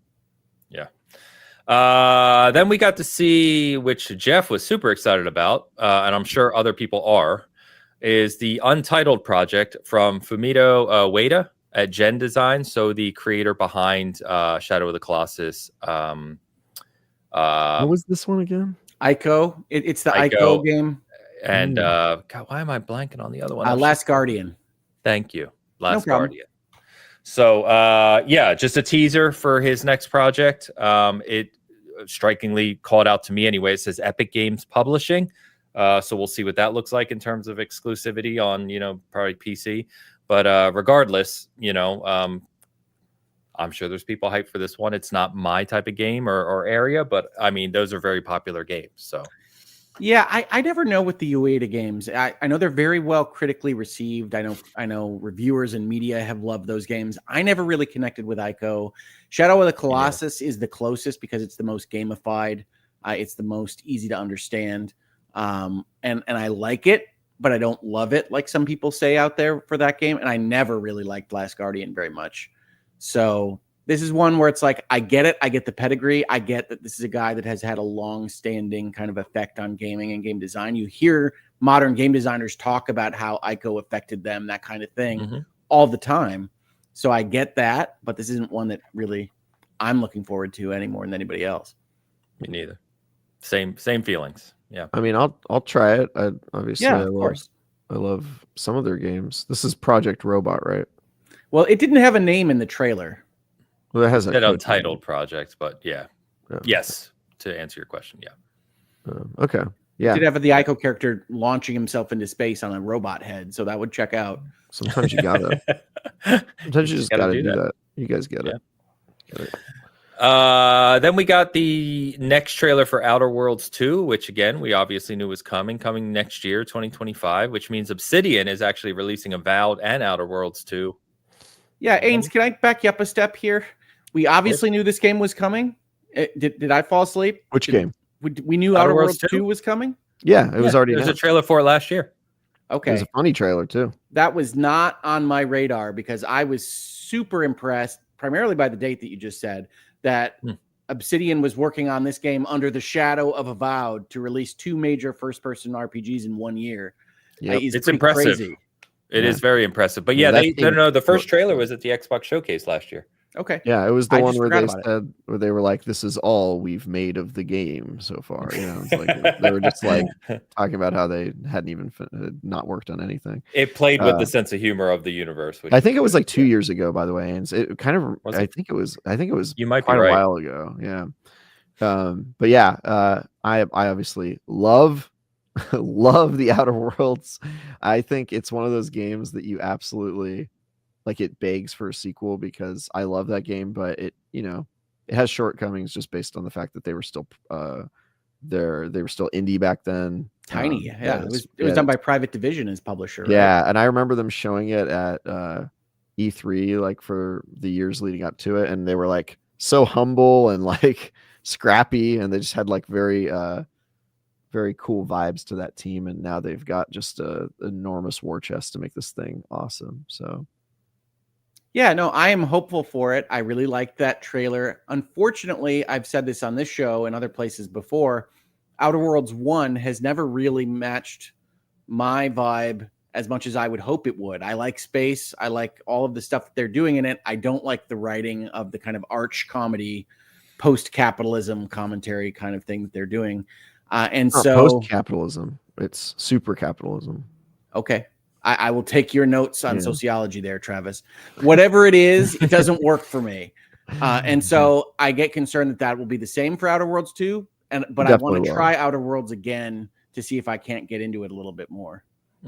Yeah, I mean, the concept of Outer Worlds is basically like, what if space exploration, instead of being like, Star Trek, where it's all the government doing good, it's like corporations just conquer the stars, and there's like planets named after like fast food restaurants and shit like that. It's very funny. Yeah, to me, that's like a very novel, silly, goofy thing. Also, by the way, go ahead. Sorry. No, you go. I was going to say the initial announced for Outer Worlds 2 was 2021, so I don't realize how fast time goes by. Apparently, I knew it was a while ago because I was like, I think that's when like D and I started dating. That was like the first. I knew I didn't remember it. Yeah. This was like a brand new announcement to me. I was like, oh yeah, I mean that makes sense that that's on your list of things to hit, but certainly not 2025. And how brilliant is it? How awesome is it to just have all that work being done under cover of Avowed, which has that date that we know in February. I think it's amazing. And then Outer Worlds 2 being the game that they moved to all of the consoles while Avowed sits in the Xbox, I think is just a really smart way to handle multiple IPs. I also think Avowed got announced the year before Outer Worlds 2. I think you're right. Avowed was announced a long time ago. It was a long time ago with just that single like image of the sword with the magic, and it was like, oh, okay, they're making that game. The arrows going to the castle. Yeah. I think that might have been 2020 to your point. Yeah. Dude, it's going to be a crazy year for Western RPGs next year. Big time. It's wild. Yeah. But Obsidian, I always joke, I think we've joked here, like Obsidian feels like Xbox's Insomniac. Like, it's like, how are you pumping this out? Like, yeah, they're good at what they do. Obsidian rules, dude. They're good. Yeah. So I'm reviewing Avowed, by the way. I think I told you guys that. You told us that. Yeah. It's awesome. I might. I don't know. Depends on if I do Kingdom Come Deliverance, because that's a lot. Back to back. Oh man, what a game to review. I'm debating because it's going to be a big game, and I want to take my time, and you know how reviews are. It's like you kind of force your way through them. And so I haven't looked at anything of Kingdom Come Deliverance 2 because I just know I'm going to play it. Do they still have the illiteracy mechanic in that game? I don't know. Man. It's a direct continuation. This is why we need better journalists, man. They're not asking the real questions. Like, can I be illiterate? Again. Yeah. Great game. You can do whatever you want in this world, Travis. That would be the third time I've been illiterate. Kingdom Come Deliverance 1, when I was a baby, and then Kingdom Come Deliverance and 2. last week. It's good. Last week. I just became illiterate later. That's an interesting. You had a hell of a week, man. I'm impressed with the progress. I think Kingdom Come will be fun. Outer Worlds 2 will be fun. Avowed will be fun. It'll be a good year. Yeah. Good stuff. Yeah, dude. We got Joseph Ferris, of course, coming out hot with Split Fiction, which, to credit him, looks awesome. It looks awesome, impressed. dude. We did leak it last week. That's a studio we've seen get better with every game, right? Like, if you look Feels down like there, they really have leveled up in a great way. Yeah. So I think coming out Split March Fiction 6th. looks great. Looks great. So if you missed this one, this is they're doing the 2-player, buy one copy, play it with your friend type thing again. Split screen. But basically, the premise behind this one is, I won't get into the story, but basically, you're playing through part of the game is a fantasy world, like wizards, dragons, that type of thing. Part of it is a sci-fi world. And as you kind of come to expect from It Takes Two, there's a lot of like mini games and different types of gameplay elements within these things. It was really cool looking. You got to give it is 100% the spiritual successor to It Takes Two. Given its success, that's a really good idea for the studio, and it looks great. I think there are a couple of co-op games that were announced at the Game Awards, Split Fiction being one of them, that sound like 2025 could be the year of couch co-op, having fun. I really like the Stage Fright announcement. I don't know if that one got mentioned here. I know which one you're talking about. I didn't put it on the list, but yeah, that the reveal of that was really cool too, the way they did it. So yeah, another good one. But the Overcooked devs making an escape room co-op game sounds fun. Yeah, is good my times. favorite game on this? Oh, it is. Yeah, okay, cool. We got Steel Hunters, which looks like a kind of I don't know. You can say Transformers.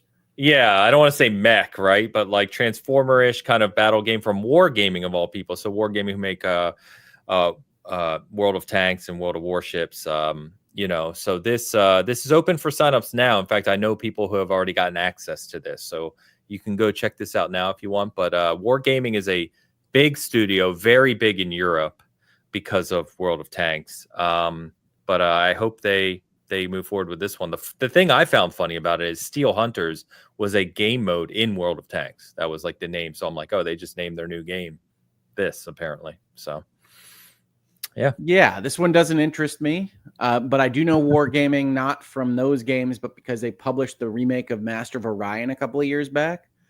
And so they've been doing a few forays into sci-fi, but this one very much looked like Michael Bay Transformers fighting in multiplayer arenas. And no, it wasn't that level of cheese. They're just mechs. It was that level of cheese. Who doesn't like mechs, bro? Come on. I've played a lot of mech games. And you are a mech from time to time. You are. I don't know what that means, Travis, but I clearly know what you mean all the time. You are a brain piloting a bone mecha. It's a good talk, bro. We're all just mechas. We're just brains with meat mechas. That's pretty sick, dude. It's pretty metal. I now want a game called Meat Mecha. Spelling there is really important because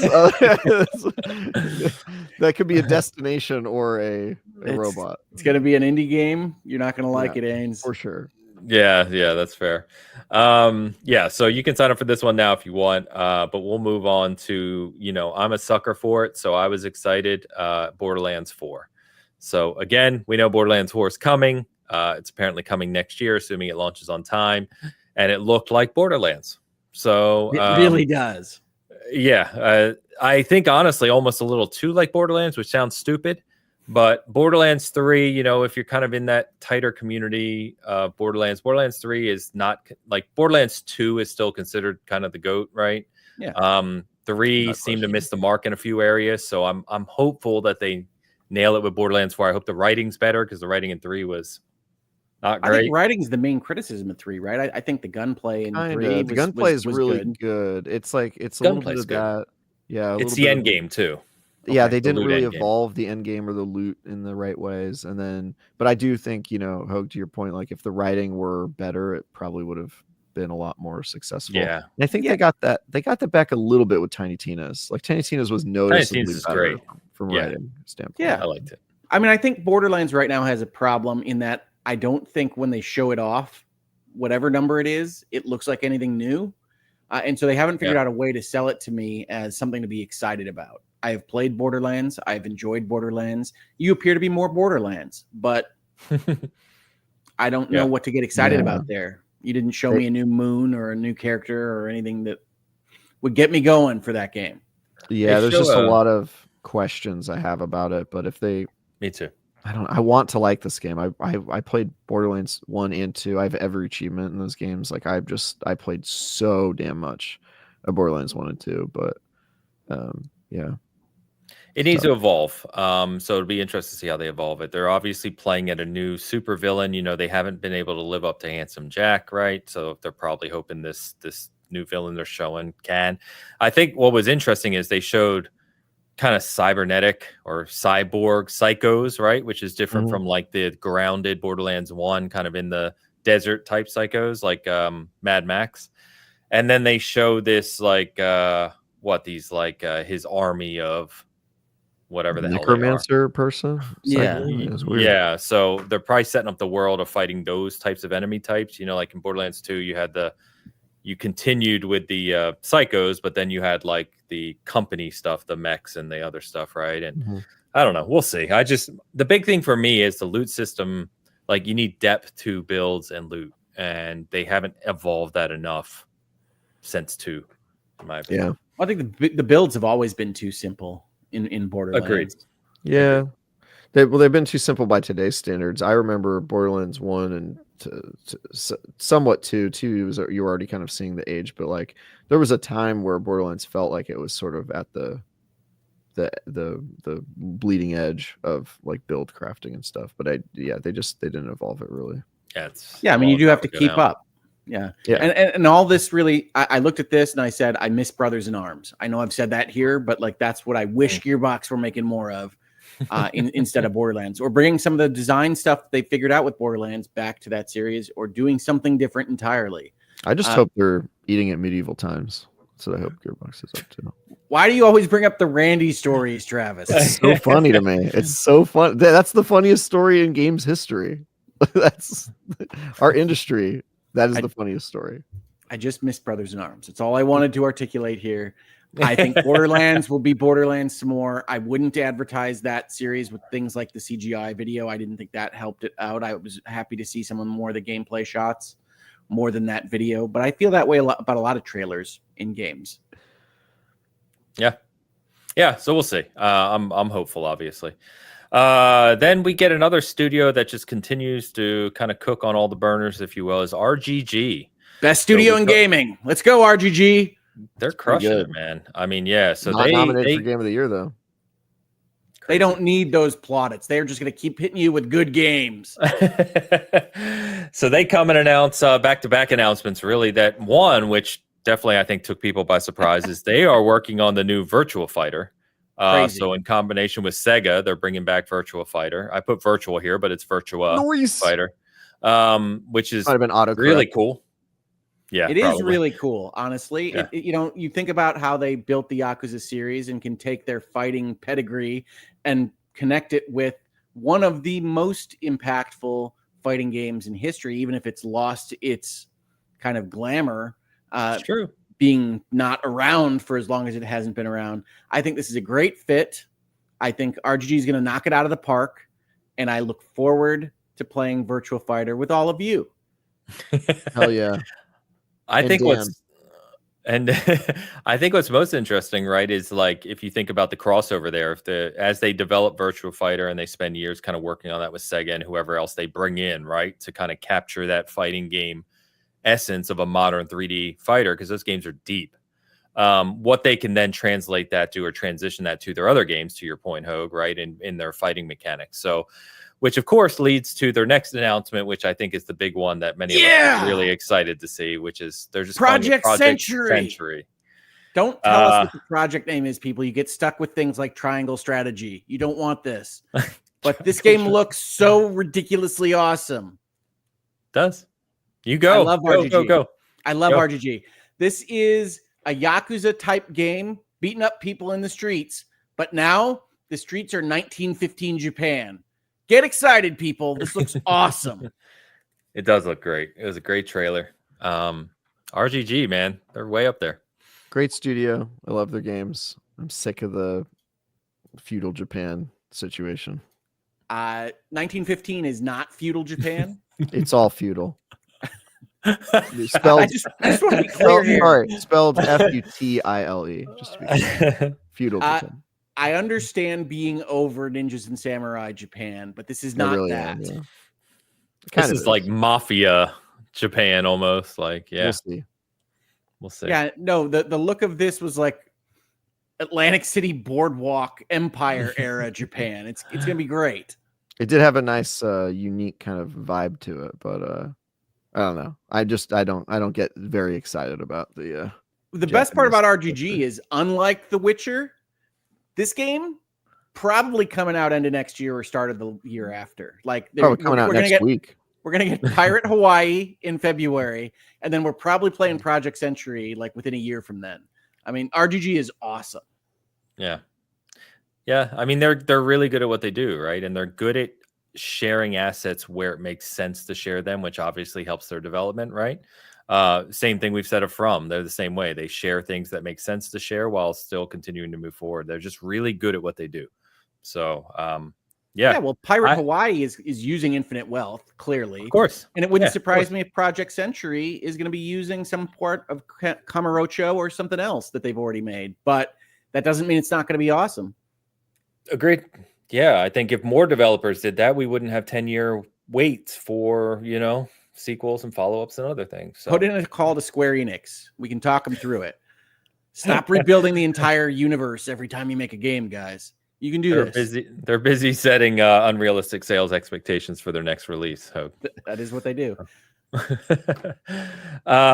Yeah, so we'll obviously be covering that one a lot as that we get more info on it. One of my actually two back-to-back favorite announcements here, because I was a big fan, is Turok is returning in Turok Origins. Now, whether or not this will be any good, we'll see, but it's being made by Saber Interactive. There's currently no date, but I was a big Turok guy back on the N64. I love those games. So I hope they do this one justice. We'll see. Is Saber Space Marine 2? Is that them?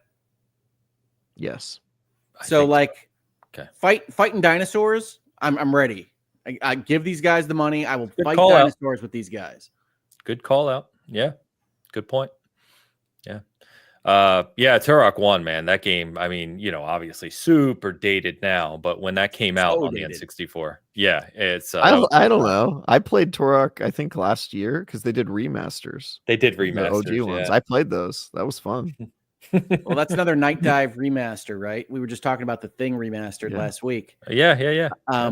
But like Turok, when it came out on N64, I remember how difficult it was to control because that N64 controller didn't even really have. It was made for a three-handed creature. Yeah, it taught you 3D aiming and movement if you hadn't played Mario 64, right? Like it had a tutorial you had to get through to learn how to look around and do things. Yeah, I like the one that was in a black cartridge. I think it might have been the third game. That's 2. Seeds of Evil. Is that 2? Seeds of Evil. That's it. Yeah. I love how my memory is based on color coding because I knew what 4 years old or whatever when this came out. I was like so young. But yeah, I should not have played that game at the age I did. But that's the one because it had the cerebral bore, the best weapon ever invented in a shooter. It was pretty cool. But like Turok is such a good idea for a video game. Like going and hunting dinosaurs is such a good idea, and it's good to have it not trapped, even with good remasters, in that kind of age of first-person shooters. So I am very excited to see a modern Turok game. I think that's a great idea, and Saber Interactive is a great team to do it. Yeah. I'm gonna play that, dude. I love it. Yeah, looks cool. Hope it's. I mean, what they showed looked really good, so we'll see. Next up was probably my favorite return, I would say, of an IP. I was super excited for us. Onimusha is returning with Way of the Sword in 2026. Now, just as soon as I saw, it was 10 seconds into the trailer, and I remember kind of yelling, "Is this Onimusha?" And that's exactly what I thought. I was like, that sure reads as Onimusha when they have the red floaty guys. Yeah. Yep. I loved Onimusha on the PS2. One of my favorite kind of series on that console. And Capcom is another company. Talk about RGG. Capcom is just killing it right now with their development. So I have full faith they'll make this really good. I'm pumped for this one. Yeah, I think Onimusha is great. I would strongly expect to see some Onimusha remasters as part of this revival, because those games have been left to languish a little bit. Well, I think they did one, didn't they? Like last year? I believe they did the first one. But it doesn't count to me unless I get the French Cop one. There's a whole bunch of Onimushas to remaster. Bring them over. Oni means demon, and Musha means warrior. For those wondering, he's a demon warrior. Can you tell me what Kitsugami means? No. Fair enough. Actually, to be perfectly fair, Travis, I didn't know that. So, You go. I knew what an Oni was. I have no idea what a Musha is. So. Musha's warrior, Japanese. Those There are you some go. of the only words I know in Japanese because of Legend of Five Rings tabletop RPG that makes you learn some Japanese. How about Okami? Do you have any idea what that means? Well, a kami is a god, a spirit. All right. So Okami, I don't know that specific meaning, but kami is like a deity, a spirit, a god, spiritual being. All right. So like Amaterasu, god of the sun. Yes, that is correct. Excellent. Amaterasu is actually a character in Legend of Five Rings. Let's play tabletop, guys. That's Amaterasu is one of my favorite characters I use in Smite. So yeah, I knew that as well. See? Probably not in the guise of a white wolf drawn by watercolor. It is not. No. Anyway, or she is not, I should say. Then we get another follow-up here, which was a surprise, and I know quite a few people. Pretty big excited surprise. for. Yeah, we're getting a sequel to Okami, with the good segue there. So I am sad to say I've never played Okami. I have it sitting. I have the remaster, the HD remake, sitting in the shrink wrap back there. I've never played it. I highly recommend it. So Skull and Bones and Okami are in the same kind of. Yeah, I mean, Okami's not quad A, but one day I'll get to it. Could be. It's Amaterasu AAA. I guess it makes sense. You haven't played Okami because it is kind of in the same like vein of like a 3D Zelda game. It is a Zelda. Yeah, and you don't like those either. No. The reason I bought it was that people told me this is the Zelda game I will like, and so I bought it when the HD remake came out, and I never played it. It's excellent. I do want to warn you, Ains. It's aged. This is one area. It has aged, but it's also very wordy. It likes to talk for long periods of time, and I know that you don't love that. So you have to be ready for that with Okami. My hope is that the sequel is a little less wordy. Part of the great bits of this announcement is bringing back Clover, bringing back the team that made the original Okami, gives you a chance for this to be a true legitimate sequel to that game. But I do hope that it has a little bit less to say on every single point of its plot and character. It's a good game. Okami is a good game. I was not surprised by this announcement, but that's because I played Kunitsugami earlier this year. It's one of my favorite games of the year, and I've kept it installed the whole time. And I have watched as Capcom has continued to add Okami things to Kunitsugami. So by the time this announcement happened, I was like, I felt like Capcom was prepping for an Okami announcement, and everybody else was stunned. And I said, yeah, I might be the only person on earth that was watching the Kunitsugami updates happen and saying, I feel like they're bringing back Okami. But this is a great announcement. Onimusha, Okami, fantastic stuff. And for those of you keeping track at home, this is what made this show so fun to watch, is that the RGG announcements are awesome. The things you weren't expecting, the Hazelight game, awesome. These revivals from Capcom, Onimusha, Okami, unexpected and awesome. Like, it was just a great night of announcements. It was Winter E3, no doubt. I'm very excited for a new Okami game. Very cool. A definite different game here. We get a Dying Light: The Beast coming out. I still don't know what to do with this. Me neither. Play it. You play it. It's a video game. Oh yeah, it's a game. Yeah. Okay. All right. I was gonna read it. Yeah. No, we have those too. I've got a visual novel to recommend. Yeah. And you can play. You can press autoplay and then not even touch the controller.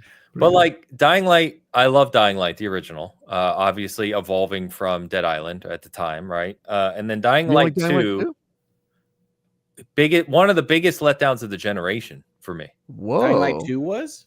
Wow, yeah, I really like that game. I did not get into that game. I bought the collector's edition. You know me, I went all out for it. I was pumped. And that game, I played maybe 10, 15 hours, and I was like, no, just not good. Really? I like Dying Light 2. I mean, I think it was fairly a fairly low performing console game. It was, yeah. But I assumed you weren't playing it on console. No, I think I did. I think I played on Xbox.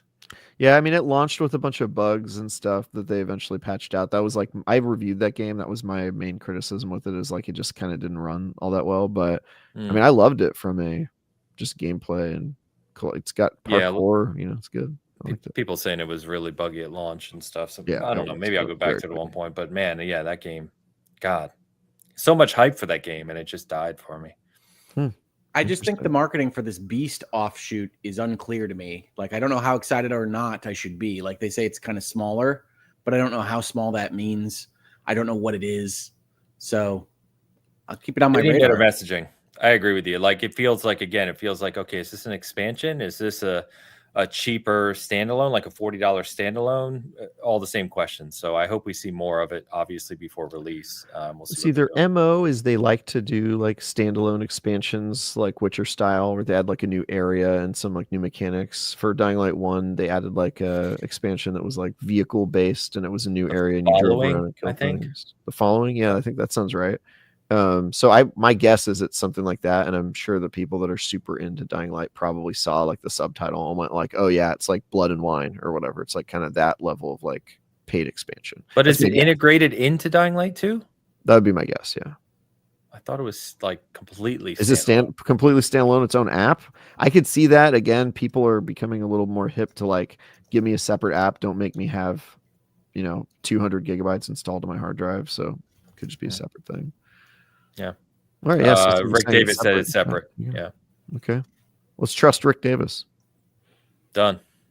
Good guy. All right. Then we get the advertisement from Netflix, of course, for Squid Game 2, which is releasing, I think, right after Christmas, the 26th or something. But they're getting their game, Squid Game Unleashed, which releases Tuesday, the 17th. So this Tuesday, as you're listening to this. No idea what to think about this one. Looked pretty bad. I don't have any thoughts. I got nothing. Honestly, hypothetically, a Squid Game could be cool, but yes. This is not it. This is like it looked to me like a money grab. So. I think the Squid Game is Fall Guys. Nah, you could do darker. There's two ways you could do it. You could make it like a multiplayer game where like you're actually competing against a whole bunch of other people, like massively multiplayer, or you could do like a single player story game with like drama and characters and people getting killed off. I think either of those could work at some level, but just what they're doing here, it kind of feels like they were like, yeah, we'll have a game to go with it too, to promote our Netflix games service. That's literally what Netflix Games is. Yeah. It looks very low rent is maybe the word I would use. Strikes me as a little bit of a cynical video game. It seems to me like it was made kind of just a... Do you think they made a cynical game just because of their capitalist desires about Squid Game? Strange. Could it be more cynical than a reality TV show where people apparently actually go through traumatizing events in the course of the filming of the event? Netflix is an odd company. Yeah, it's a 32-player multiplayer battle royale where you go through challenges like in the thing in teams. But you play it on your phone, right? Or there was a phone. I can't remember. I remember reading about it, being like, "Oh, this is going to be not good," but we'll see. I would love. It doesn't even say. It just says it launches Tuesday. Game is available for everyone to play, which is a weird way to phrase that. I think they mean everyone who has Netflix. So any device that plays Netflix, you can play it on. Okay, no paid Netflix membership required. So they don't mean you need Netflix. That's what that means in that context, Danes, because Netflix games like Monument Valley 3 just came out. You need to input your Netflix password to play it. Oh, that's even crazier. Monument Valley 3, you said? Yeah, Monument Valley 3. Those are pretty good games. Monument Valley is awesome. Did they buy that studio? Or they did. Okay, interesting. Yeah, you're seeing that. Like Meta bought a bunch of really good developers, but I think they've probably been a better custodian for those developers than. All right. Get it on Google Play or App Store. So I won't be playing this. You guys can let me know how it is. If you think we're gonna play it, Hogan and I are not going to play this game. You're looking at the wrong people. We're not going to be playing this. All right, chat. You got to let us know how this is next week. There you go, chat. Tell us how your Squid Game experience was. Yeah, chat. Go enjoy eating our refuse. Just go play this trash and tell us that it is. Waste your time on it. Yeah, that's basically what we're saying. Maybe it's awesome. We don't know. I don't know. We'll see. What is likely going to be a lot better than Squid Game Unleashed is Mafia: The Old Country. You better believe it's going to be better. Hangar 13. This game's going to rock, people. I like what I'm seeing. So they've said about this game, it's cinematic. It's going to be structured similar to 1 and 2. It's not. They're going out of their way to say it is not open world. I have things to say about this, by the way.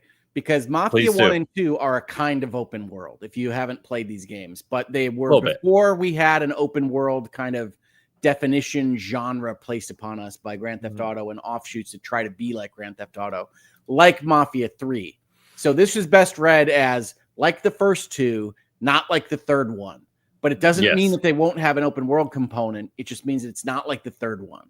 Give me the level of storytelling in Mafia 3 with the lack of the open world map that has me do a lot of stuff that I don't really care for. And you have created my ideal Mafia game. This looks sick as hell. Yeah. I love the old country. Such a good, unique take for the franchise. Hell effing yeah. Looks great. This is Emergence Day for Mafia. It's great. Yeah, 1900 Sicily. It says, play a classic mob movie.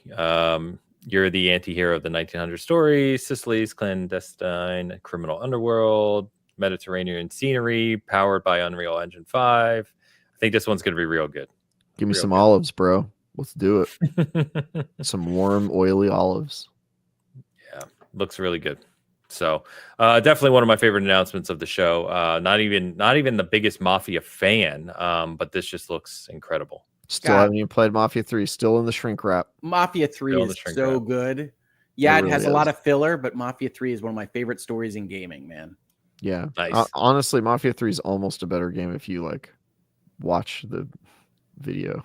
I should just find the YouTube that has the whole story. I can just watch. Because the worst part of Mafia is all the parts in between the story when you're just going around and taking over random warehouses. And I was gonna say that could be a good video. You have the awesome documentary stuff, then you have a screen come up and says, and then you robbed a couple of crates of whatever and took it to a different warehouse, and then you have the next video from the documentary. That would work. I bet that already exists. Bet you somebody did that. Yeah. It's an awesome story. Highly recommended, Haynes. Really good. Cool. Really good. I'm so glad Hangar 13 survived its release, man. I thought they were going down.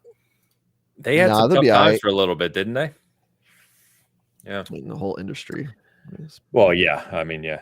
A couple more games to touch on. So we've got, this is the one that Aaron Paul and Laura Bailey led out with called Dispatch, which apparently is being advertised with a bunch of other bigger names in the game from a voice acting perspective, like Jacksepticeye and other YouTubers. I will say, this was the coolest thing I think that I saw at the Game Awards. Dispatch? This is the one that you were waiting to talk about? Yeah, I like this game. I am supremely surprised by this. This one looks bad to me. No, dude, it looks great. This one looks like a Telltale game that doesn't know where to actually put the game. So it's got cartoons that look like cartoons that don't look high quality, combined with choices that don't appear to matter. So I'm looking at a game that doesn't look very good to me, with voice acting that looks entirely stunt casted in a fashion that doesn't get me excited about any part of the project. And Travis is going to sit here and tell me that this is what is his favorite announcement of the show. Well, you have bad taste in game, which has been proved many times over. So, we'll see. We don't know if this game is going to be good. None of us know. We don't know any of these games are going to be good. But what makes you excited about this project, Travis? Help me out. Okay, so it's first of all, the fact that it's a Telltale game or Telltale-like, I miss these types of games. It's kind of just, I think, hitting at the right time, right? There's not a lot of competitors in this space right now, and we could use more of it. I thought the premise is funny. Looks like it's got some good writing. The star-studded cast always does make me nervous because I would say it's not star-studded. It's studded casted. Well, this is Yang Ye and Infinite Wealth kind of casting. Well, Laura Bailey and Jeffrey Wright that's good. They're pretty big. It says from some of the people that brought you The Walking Dead, Wolf Among Us, and Tales from the Borderlands. So obviously some of the developers are at the studio. Studio. Look, it's a new IP, trying to do some new stuff.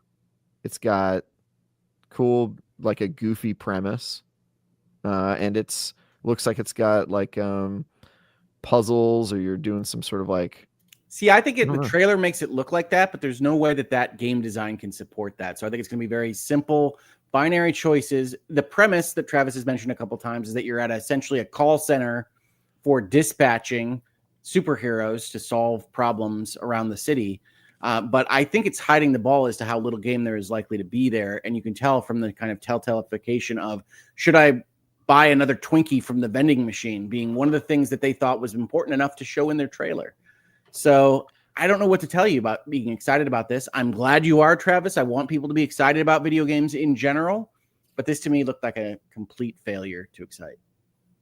No, this game looks sick, dude. It looks fun. I'm trying to look up details on it. So the description on Steam, anyways, dispatch superhero workplace comedy where choices matter. Yes. Manage a dysfunctional team of misfit heroes and strategize who to send to emergencies around the city while balancing office politics, personal relationships, and your own quest.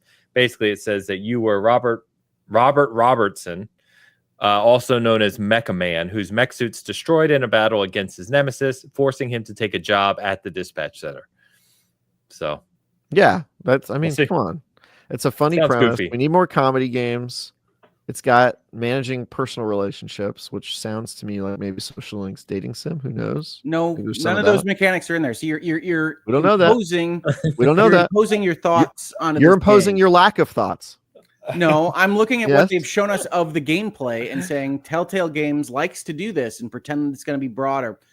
Pretend that you're going to This be is able not to Telltale. strategize around the Game of Thrones kingdom, and it's just choices and dialogue. I know it's not Telltale, but this is designed to be sold as a Telltale kind of experience. That's why they reference the Telltale games by people that worked at Telltale Games. So it looks like a Telltale game, Travis. You say, oh, it could have social links. Say Oh, you that's a might good be able to thing. strategize with the map and put the heroes where you need them. None of that's going to happen. You don't know that, but I appreciate. I don't know your that for sure. speculation. I'm pretty sure that that's not in the game, and it's designed to make you think it is. Okay. we do not have a versus on this new frame, but I'll work on getting one. Yeah, we need a versus. I am so surprised that this is the game that you were the most excited for. Yeah, I was well, sure it was dude. going to be the next one. No, that one's. I'm sure that'll be good, but I'm not. That's a given for me. No, this one I just like. I like unique ideas. I like new IPs. I like the visual novel point and click type games like this, and I like comedy games. So, and also sexual tension between actors on stage. Really odd. Did you see Aaron Paul at the announcement for the Final Fantasy 15 movie? This was years ago. I don't recall this. No. Okay. He's just a weird guy on stage, man. He's just Cool. weird. I respect that. That is his presence. Cool. That's Fair because of all enough. that meth he did. I don't believe he actually did that, man. That was all real. Uh, Yeah, he's no, that's a yeah. documentary. He's a method actor. Yeah. Oh, God. He did all that meth. Get it? Method? It's got the word method. I did get it, yes. Nice. Good. Yeah. As usual, I sit in between you guys on this. I'm not super excited for it, but hey, it could be good. We'll see. What we know will be a comedy game, obviously, is next, coming from Neil Druckmann, the master of comedy. Why am I here? Why am I participating in this show? He's a great comedy storyteller. You didn't know this? Have you It's seen my intergalactic. timeline? Have you seen how Twitter has been treating me for saying I don't go on Twitter anymore. No. I think that Naughty Dog under Neil Druckmann is probably not for me anymore after watching this Yeah. video. And I was leaning that way as it was. But Yeah. like Twitter lost its damn mind over this. Very Oh. kind of innocuous statement. I think this company is not for me, is not really something that you should be outraged by. But yet, here we are on the internet in the year of our Lord 2024, and people are getting upset about something that is not for me. I'm very How dare sorry that you feel like them losing Hogue is the end of their civilization, but hey, is what it is. Yeah, so we get this at the tail end of the show. It's Naughty Dog's obviously new project we knew they were working on. Looks to be obviously sci-fi, but it looks to be kind of a third-person action adventure game, which is going to shock everyone. I'll see. I don't know. This is another example where like I saw the hype of this and I'm just like, cool. I'm glad you're excited, but I don't know anything about what we're doing here yet, other than she's in a Porsche branded spaceship, which of all people I can get on board with. Cool. Porsche power. But Yeah, but it's like, okay, this is cool. We know that they're working on Intergalactic. Well, Show I us could something. not be happier that they are making something new. I could not be happier about Exactly. that. I do agree. I am of an opinion that this particular graphic style of photorealism and kind of dour, we're going to be talking about the 80s as a dark time kind of notion of Naughty Dog post Uncharted 4 is not what I'm looking for in my video games. But I've said this about all the PlayStation studios, right? They take this dour, realistic, grounded approach to everything that they do. It doesn't look like an intergalactic adventure to me, despite the name. It looks like this kind of lo-fi 80s sci-fi that I'm not terribly interested in. And so this is a game that I'm not excited by. And I already was not excited by Naughty Dog over the past decade. So to me, Naughty Dog is a lost cause for getting Hogue excited about their output. Yes, I will try this game whenever it releases. I don't think this one's anytime soon either. But I'm not excited about it. How dare you? I'm going to take to Twitter and let you know.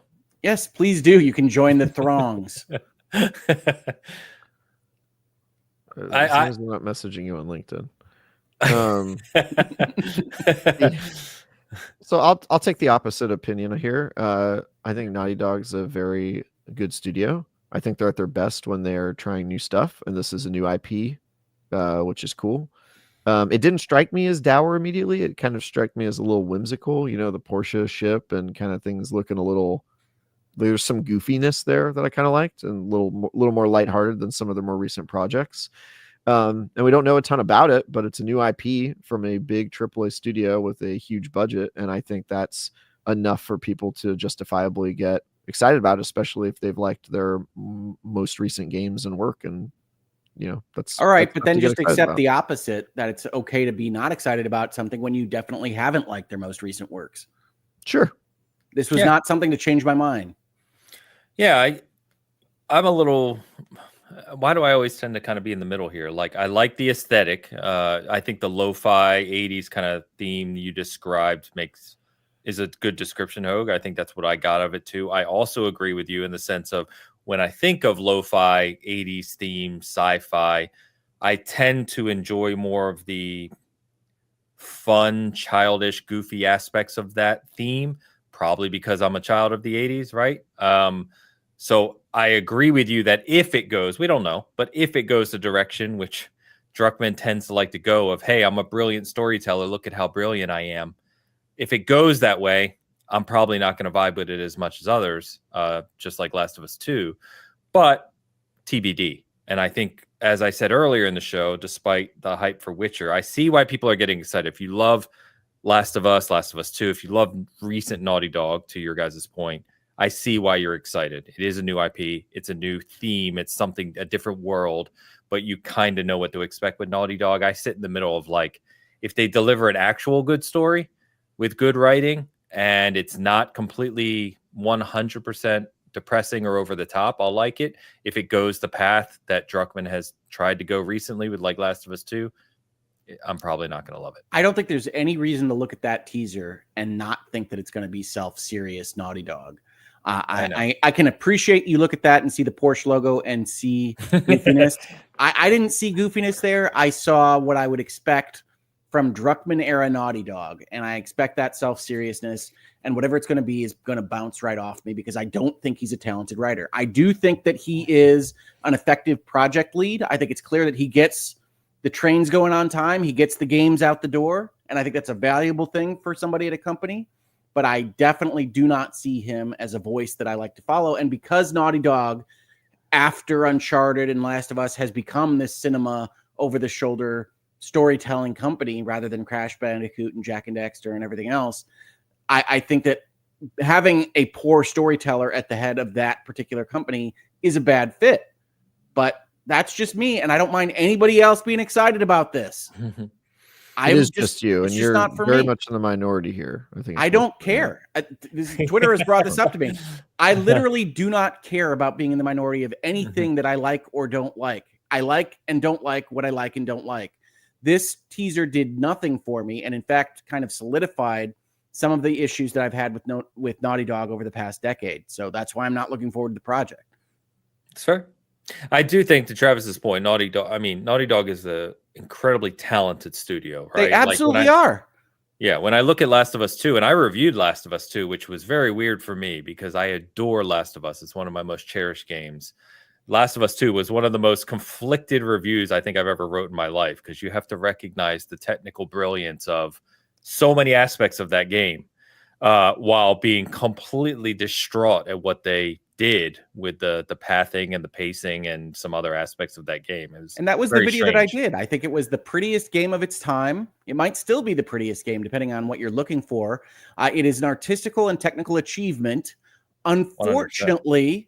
In the service of garbage, right? Like, if you're going to tell a story in your game, then you have to be driving towards some kind of satisfying story. And unfortunately, that's not in The Last of Us Part 2, even though I can tell you that the artistry and technical achievements of that game are incredible. Yeah. And I think that the artistry and technical achievements of Intergalactic will be great. I have no doubt that this game will be more graphically impressive and play better than Marvel's Guardians of the Galaxy from Eidos Montreal. But that game is undoubtedly going to be a game that has a better story than what Neil Druckmann is going to put out there. That's my opinion. I don't know Intergalactic. It's not out yet. It's not going to be out yet for years. But that's how I feel this is going to play out. And I, as you know, from being on the Bitcast with me for years, favor story and narrative from these cinematic games over gameplay. And so even if your gameplay is awesome and you got the laser swords and whatever you're going to do with this game, it's not going to be impressive to me if I'm going to be playing out a storyline that is told with all of the elegance and ability of The Last of Us Part 2. Fair. Yeah. So we'll see. I'll be there day one, as I always am with these type of releases, but we'll see. We'll see what they do with it. So it's obviously going to be a huge release. It's going to be a showcase for the PS5 Pro, right? And PS5 in general, I'm sure. And might not be a 5 after that. I don't know when this game's coming out. Well, they've been working on it for a while, but Naughty Dog takes forever, so who knows? Yeah, we'll see. Probably planned for PS5 will get pushed. They delay. As long as they don't Cyberpunk it, which I do not think they will. Let's catch up on a couple things with super chats and comments here. Katie Cotton has been a member for 27 months. Did I miss y'all talking about Path of Exile 2? I'm having a blast playing, and I still like D4. Yeah, Katie. Last week. Yeah, Katie, we talked about over 2 weeks in a row, actually. Yeah. Katie, I elected to not get involved in the Path of Exile 2 early access at the recommendation of my co-host here, and decided instead to try to get back into Diablo 4. Now, I'm still having difficulty with Diablo 4 as it currently exists. I'm still having some of that resistance, but I'm going to try to get back into Vessel of Hatred in the coming seasons more than Path of Exile 2. So, Katie. So a couple conversations on the Discord about it you can find. I also have a, not clan, but whatever the name is, the guild in there if you want to get involved. So just hit me up. But yeah, involved in the clan. God. Thank you, Katie. Rob Frawley. Rob Frawley, the second $20 super chat for Extra Life. Merry Christmas / Happy Holidays. Thank you, Rob. Don't take my word for it. See for yourself. Make a choice. Spacer's choice. And then followed by the jingle. It's not the best choice. It's Spacer's choice. Taste the freedom. Yeah, see, this is just not the level of writing I love from the Outer Worlds. It's goofy. I like it. It's goofy. Yeah. So like the joke of Outer Worlds is I do that too. I know, yeah, it's really tough. The joke of Outer Worlds is like every corporation has like a very they're like characters in the universe. They all have their own identity, and Spacer's choice is that they make really cheap stuff that breaks constantly, and they're very self-aware of it. Like their branding is like, hey, our products aren't good, but they're cheap, and that's good enough. And so their advertising is very funny. Sorry, typing a comment. Rob, thank you very much for the Extra Life super chat. I appreciate you. Thanks so much. And ending with Nissa Hauer with a member comment. Nissa Hauer, member for 17 months. It's supposed to be an homage to Cowboy Bebop. I don't think so. I know that he has said that he was inspired by Akira and Cowboy Bebop. Akira. Yeah. I don't really see that. I think I saw these things and I'd like to reference them because people like them is what's happening with Intergalactic. That's fine. But I really don't think it's inspired by Cowboy Bebop much at all. We'll see. As Carl and I were just saying in the chat, like we just said it, like I love the aesthetic. I love what they're going for. And it can be dark. I don't even mind it being dark, but just don't beat me over the head and tell me how smart you are when it's not really. Neil Druckmann challenge, level impossible. We'll see. We'll see. We'll see. By the way, Destin in the chat, shout out to Destin. He said Path of Exile 2, good. It is very good. What's up, Laguerre Bear? I agree. 8 out of 10 IGN.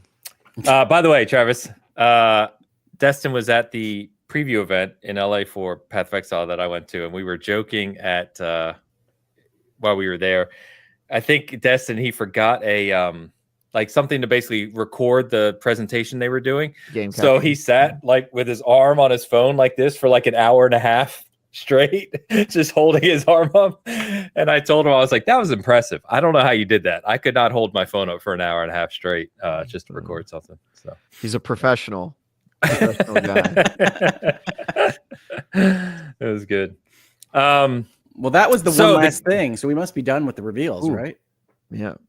That was the one last thing. And we have our Game Awards bet because What do you guys think? Where do you think you landed on this? I don't think I won. I think maybe it was impossible for me to keep track of while I was looking at the results. I know I missed a lot of them. Yeah, I missed a lot of them too. We all did. Yeah. In fact, some of mine were out there because I voted Erdtree on a couple just because of Erdtree. But you guys, there were a couple that you guys called that you did get right. There were 7 that we got. All 3 of us got right, which were the obvious ones, most anticipated: GTA 6, Family Game, Astrobot, those types of things. Like we all got. Balatro, as we know, crushed the indie category, right? Debut and independent. None of us got Game of the Year. None of us got art or game direction. Excuse me. And none of us even got action game, which, by the way, Wukong won, which is really stupid. Because I said Warhammer in our bet here, but when watching the Game Awards, an action game came up, I said this is a shoe-in for Wukong. Easy Wukong, yeah, that's what I said too. Did I? And guess they won, Wukong? and then I looked at the spreadsheet. I'm like, why do I have Warhammer here? What am I doing? I remember it was because you said because I like that game and I want to vote for it. You were like voting with your heart. I did that a few times, which hurt me. So long story short, I was dead last with 15 correct answers. And Hogue pulls out a 1-point victory over Travis, 19-18. National champions right there. So what tipped it? What did he get? He got narrative with metaphor, where you and I both chose Infinite Wealth. Yeah, I stand by that too. But I think actually, I with my heart there. To even make it funnier, what really the 1 point that he won that you missed was on esports team. God damn it. I knew it was going to be one of those bullshit categories. You guessed Gen G, whoever that is. I guessed Billy, whoever that is. And he guessed T1, whoever that is. Yeah. The team, not the gotcha creator. Yeah, so honestly, that's a wash if we were all guessing and he got one more in a category where we were all just saying bullshit. I'll call it. It's always a wash when Travis loses. Look. I'm trying to see what Hogue got. Fair. He got that lucky. There's only 2 that only one person got. Does that make sense? Only 2 categories, one person got, and Hogue won both of them with narrative and esports team. Other than that, there was always at least 2 of us getting it right, which is kind of funny. You also got hurt on Asgard's Wrath because Batman won, which both Hogue and I picked. I got hurt on. Was going to win that. Yeah, and I got hurt on Erdtree. Both my Erdtrees lost. And then Game of the Year. What was the one I got? You picked Asgard's Wrath for best VR game. For a VR game. Oh, man. I hurt myself on that one. I knew Batman was going to win, but I voted with my heart. Yeah. Yeah, that's what I did with Erdtree. Game of the Year. It's really funny that the developers came up and were like, hey, thanks for this award. Also, like, Asgard's Wrath's kind of better. They kind of like shouted out, but hey, thanks for the IP, On game direction and Game of the Year, we had a mixture of metaphor and Erdtree for all 6, like 3 times 2. And as we know, Astrobot won both of those, so we didn't get any of those. Very So. surprised by but I'm not angry at it. I'm glad it was. No, Astrobot's a deserving winner, but it is a surprise that that's the direction they went. Yeah, I don't really know anybody that was like jockeying for Astrobot of the people that voted. I didn't vote for it. I don't think anybody I knew at IGN, like most of the people were either on the side of it needs to be Metaphor. There was like a half of the group being like That's Metaphor. what I voted for. I think the other half was, what were the nominations? I can't remember. It was Metaphor, Rebirth, Astrobot, Erdtree. I think it was Rebirth was the other one that a lot of people were for, and then some people. Yeah, I don't think anybody on our team was like going for Elden Ring just because it was an expansion. Yeah, Rebirth mostly had a tough night. Oh, I was happy about that, but it did win. What did it win? It won music, I believe. Best RPG. Right? It won a few things. It did not. No, RPG. Metaphor won. Oh, sorry, I was talking about Metaphor. What were you guys talking about? Rebirth. Okay, yeah, Rebirth. Won music. Yeah. It did win music. I did not vote for Erdtree Destin. I voted for Balatro because I'm freaking cool. All right. Balatro cleaned up. And I didn't realize that Local Thunk was just like he doesn't want to be known. Did you? Yeah, he didn't even show up, which is, I mean, that's kind of a cool quirk if you're going to make a weird game and then be a weird person. It's kind of nice. Be a weird did you guys see the CEO of the Wukong developer got all butthurt? It was like mad that they made him go to the award show and then he didn't win. He was mad he didn't win Game of the Year. Yeah, he like threw a tantrum online. Yeah, it's kind of funny. What? Yeah, I got to see that. Yeah, I got to see that. Wukong's a great game. I was really loving that game. I'm about halfway through it. I'm like midway through. I just googled it. He said, "I came here for nothing." His game won 2 categories. I was gonna say they won. Yeah. He won Best Action Game along with. I think he was offended that they didn't win Game of the Year. They only won one. They won Best Action Game. That's it. I did not connect with Wukong. I tried. Yeah, I need to get back to it because I don't really put a lot of time into it. But it's good. The thing that you were complaining about, Ains, about there being invisible walls, as soon as that happened to me, I like turned the game off. I was like, screw this. This is stupid. I hate this. The only thing I hated about that game. I was so mad about it. I was like, I'm going to stop playing this game. They're all over. It's really good, though. They're really everywhere. Good. It's so bad. And you probably learn to recognize them after you play a little while. But at the beginning, I was like, it was not processing for me. I was like, I don't understand. Well, I will say we talked very nicely about it earlier in the show, but Indiana Jones has issues with this door is locked and you're not really in the open world that you think you are. You have to trigger these quests to go into these various spaces. They're hubs. Yeah, they're hubs. Yeah, I went in Giza, me just wandering around. I went to the desert and I was like, how far can I go? And you start to like it just goes white and it starts to make noise in your ear. I was like, oh, I guess I can't go out further. Cool. Destin said, hot take, Astrobot shouldn't have won Game of the Year, and I don't get it, but it's good. Destin, Astrobot was a perfectly valid winner of Game of the Year. It wasn't my Game of the Year. I put it at 8th on my list, I think. But it's a perfectly valid Game of the Year winner. I just would have had it sell less Sony PlayStation 5s in brand. It still feels to me like I spent money to be advertised to in that game. Yeah, I'm happy at one Game of the Year so that I can tell Xbox to make Banjo already and stop beating around the bush. Come on. Yeah, it is interesting that a 3D platformer in 2024 won Game of the Year. And game direction, and what else did it win? Family game. I really do think direction's always going to go with Game of the Year right now until we get people that understand the difference in direction. Well, you also have to have somebody explain what the categories mean. That would probably help. The entire awards concept of the Game Awards is broken. I wouldn't have it go through the media either. But yes, if you're not going to explain the rules and you're not going to explain like what you're asking with things like best adaptation, like is best adaptation the best kind of translation of a concept into a new format, or is it the best of whatever we're talking about that happens to be an adaptation? Like people were saying, how can Fallout be the best adaptation when Arcane is out there? Regardless of how you feel about season 2, Arcane is not a good adaptation of League of Legends, right? You're not getting the League of Legends feel from Arcane. As much as I like Arcane versus Fallout, I watch the Fallout show. I immediately want to go play Fallout because that show feels like an adaptation of Fallout. Yeah. Destin asked a question for us. Do you think here? I'll just pull it up. You can read it, Travis. All right, Destin. Sure. Destin, engage in here. I can send you a link, Destin. You can jump in. Do y'all think it's a little weird that the winners are mostly decided by Americans, while Asia has like 3 billion people who are underrepresented in TGA panels? I don't think it's a little weird. I think it's just the way that it's set up. But I would have the jury be entirely different.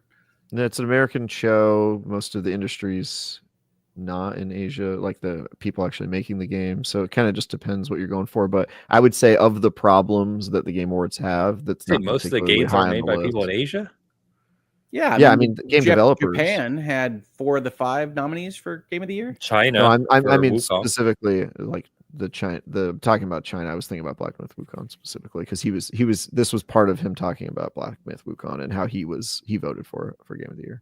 I didn't like Wukong very much, but you saw it with the viewer's choice or whatever that the voting one is. You saw that the gotcha games get picked up. You saw Wukong get picked up. You see Asia well represented in the voting. I don't know that we want a People's Choice Award for games, or that if we have one, this is the appropriate venue for that as a concept. I just don't think that the video game media is the best place to get a judgment on what the best game of the year was. And certainly I think that the way it's set up right now, it just tends to mirror whatever the Metacritic scores are, because, hey, those are the same people that put those Metacritic scores out there. And so I think that it's entirely broken there. But I do think that the show overall was better. I don't think the problem is that it's games media. The problem is like...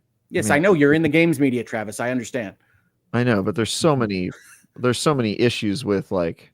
I don't know. I get it. You're removed from this. You don't understand the process or know who's involved in it. But like there's just a lot of problems that have to do with, I think it's mostly the format than the people that they've chosen. And also like you can't do what you do with like the Oscars or the BAFTAs where like you give everybody copies of the game and tell them to play them all, because they're all 100 hours and the codes aren't like easily available. It sounds like the House of Representatives saying it isn't reasonable for us to read the bills before we vote on them. Yeah, I think it's reasonable if you're going to vote on the best game of the year that you have played the damn game. Yeah, but you would have to play every game that came out in a year, and you don't. You have to play like something like the long list of nominees. You'd have to play like 10 or 15 games. But I'm not saying it's easy. I'm not thinking it should be easy to have this. You're deciding the nominees. So if you're deciding the nominees, you have to nominate from every game, since every game could potentially be a nominee. It's a very different problem to be like, oh, here's the 6 games we nominated, go and play them all. Like everybody should do that. I do that. But like, hey, you have to decide who the nominees are. Go play every game that came out this year with a very unclear set of rules and like labels for each of the awards, and even the time frame of like when the game came out, what qualifies from last year versus this year is unclear. You just have bigger problems. Like I get why this happens, because it's kind of a popularity contest of like how accessible was your game, how many people played it, and those are the games that tend to win. You get this because Jeff Keighley had a de minimis goal to have something that talked about awards in order to attract enough industry money to both line his pockets and to run the show. That's fine. He's an entrepreneur. I get that, but it doesn't lead to good awards. Agreed. But yeah, my point is that has very little to do with like who is actually involved in the process. I think even everyone I know who's involved in the process of like deciding who gets the awards and what gets nominated is frustrated by the process. Well, I mean, thinks that it doesn't result in a good outcome or a fair outcome. Yeah, it doesn't. If you want to change something else, that's fine. I just think it needs a lot of changes if you're going to respect the awards at all. And I don't. So it's nice to talk about, but we need to move away from this being seen as the definitive announcement of what was best in anything, because the system is so broken and it's not designed to make sure that it isn't broken. Yeah. I don't know that there's such a thing as a definitive subjective opinion, just in general. It's weird. Well, I think the worst place to get it is from the people that are already covering it as media. Why? Shouldn't they be well-informed, more well-informed than most people who don't do it for a job? Let me ask you this. Do you think the Oscars do a better job or the Golden Globes? I have no opinion on them. I don't do either of those for a job. I understand you don't, Travis, but I think reasonable people would say as much as the Oscars suck, and they do, they are generally a better filter to find the best, most artistically important movies than the Golden Globes are. So you think developers should vote on it? In general, I think industry should vote on it. However they arrange themselves and guilds and whatever is fine. I don't think that the media that already has talked about what they like and don't like is a useful metric for what they like and don't like again in awards season. Isn't that what the DICE Awards essentially are? The DICE Awards are industry awards, I think, yes. Yeah. But Yeah, so that's what DICE is. Do you like their outcome better? sometimes. I think they're more appropriate as an award show, which we've talked about, right? I don't look at the Game Awards as a good award show, if that's what we're discussing here. It's not a good award show. I don't think that. I think that it's really easy to criticize this stuff without coming up with like a real answer. I don't think there's a perfect answer. And devs deciding on what is good has its own inherent problems, especially when you talk about like studio size and the interest that devs have in saying that their game was the best game, and et cetera, et cetera. I mean, you have money, you have clout. It becomes like political. But you think this isn't political? I don't think media does things based on politics because it's just their opinions. They're just. You don't think gamers. the Game Awards currently have campaigns and PR moves to try to get things nominated and win awards? Somebody who voted in it and knows a lot of people who voted in it, there was zero of that. So you're wrong about that one. That's a significant surprise to me. Yeah, you just are wrong about that one. That doesn't happen. Okay.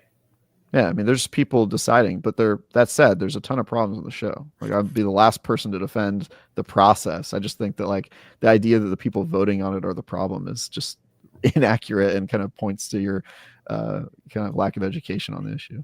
There we go. Are you calling in people to back Travis up? I don't think he's going to be on my side. He said he could jump in. I'm not calling it. I'm not even talking. I'm letting you guys all interlaced. Talk. I couldn't get. Yeah, so what's up, man? Destin, Travis just informed us that there's absolutely no politics behind any of the Game Awards. So, well, that's great. I do not have a frame ready for this. Yeah. I just talking about the Destin, did you get advertised to by developers and publishers on what people to vote for in the Game Awards? No, I don't think so. Yeah, exactly. It doesn't happen. It's just a silly thing to say, but that's fine. I was just going to say earlier, I was looking at the panel of judges and such and thinking like there's 4 games on that, like Astrobot developed in Japan, Elden Ring developed in Japan, Black Myth Wukong developed in China, and what was the other? There was another one in Japan also. Metaphor. Yeah, Rebirth in Japan. But the voting panel is America. I think that's a little weird. Like it's definitely skewed towards America and Europe with underrepresentation of the Asia territories. Now, I don't know if that's because there's fewer publications or what, but it did seem a little unbalanced in that respect. And I think that it would have been a lot different had it been a more global panel of judges as opposed to an American heavy panel of judges. And it was just sort of a thought I had when I was looking at who voted. Well, I don't know. I think that would have to imply that like Americans typically vote for American games, which I don't. I think the data would probably support the opposite conclusion, right? Like a Japanese game won Game of the Year, and they tend to win a lot, like Nintendo and PlayStation. I do think Astrobot. I think Destin could be raising a good point that Astrobot's more approachable for an audience of any jurisdiction than something like maybe a Black Myth Wukong. Yeah, I mean, I get why Black Myth Wukong didn't have mass appeal to like win Game Award, the Game of the Year. Frankly, I'm surprised it got nominated, but like Metaphor Refantasia, like that could have. I was expecting that game to win. I think I said that it was going to in our predictions. And I think if the panel would have been more global as opposed to heavily leaning American, I think Metaphor would have won also. I would have been fine with Black Myth or Metaphor winning. I think Astrobot was a bit of a surprise. I think part of that is, and I'm just going to say it, I think it's recency bias. That game had just came out, and then you get your panel, your voting ballot, and then you vote for it. And it is a fantastic game, but I think it's very strange to see that one win. And then, yeah, I don't know. It was just sort of a thought I had. I'm not like trying to cast stones or anything like that. No, it's interesting. I think it's something Jeff should look at because China's 1.4 billion, America's 332 million or something like that population wise. India's like another billion plus. And the representation. How many of them are gamers though? Well, yeah, I just mean people though. There's more people in the international territories But that we got to be careful on have this a road. or very Jeff's small voting percentage. In Jeff's the just panel. going to bring in Canada. Oh, then Yeah, he loves to talk about Canada. My God. Is Jeff Canadian? Yeah, he is. Oh, okay. Me too. That's cool. Yeah, I know I you are. was.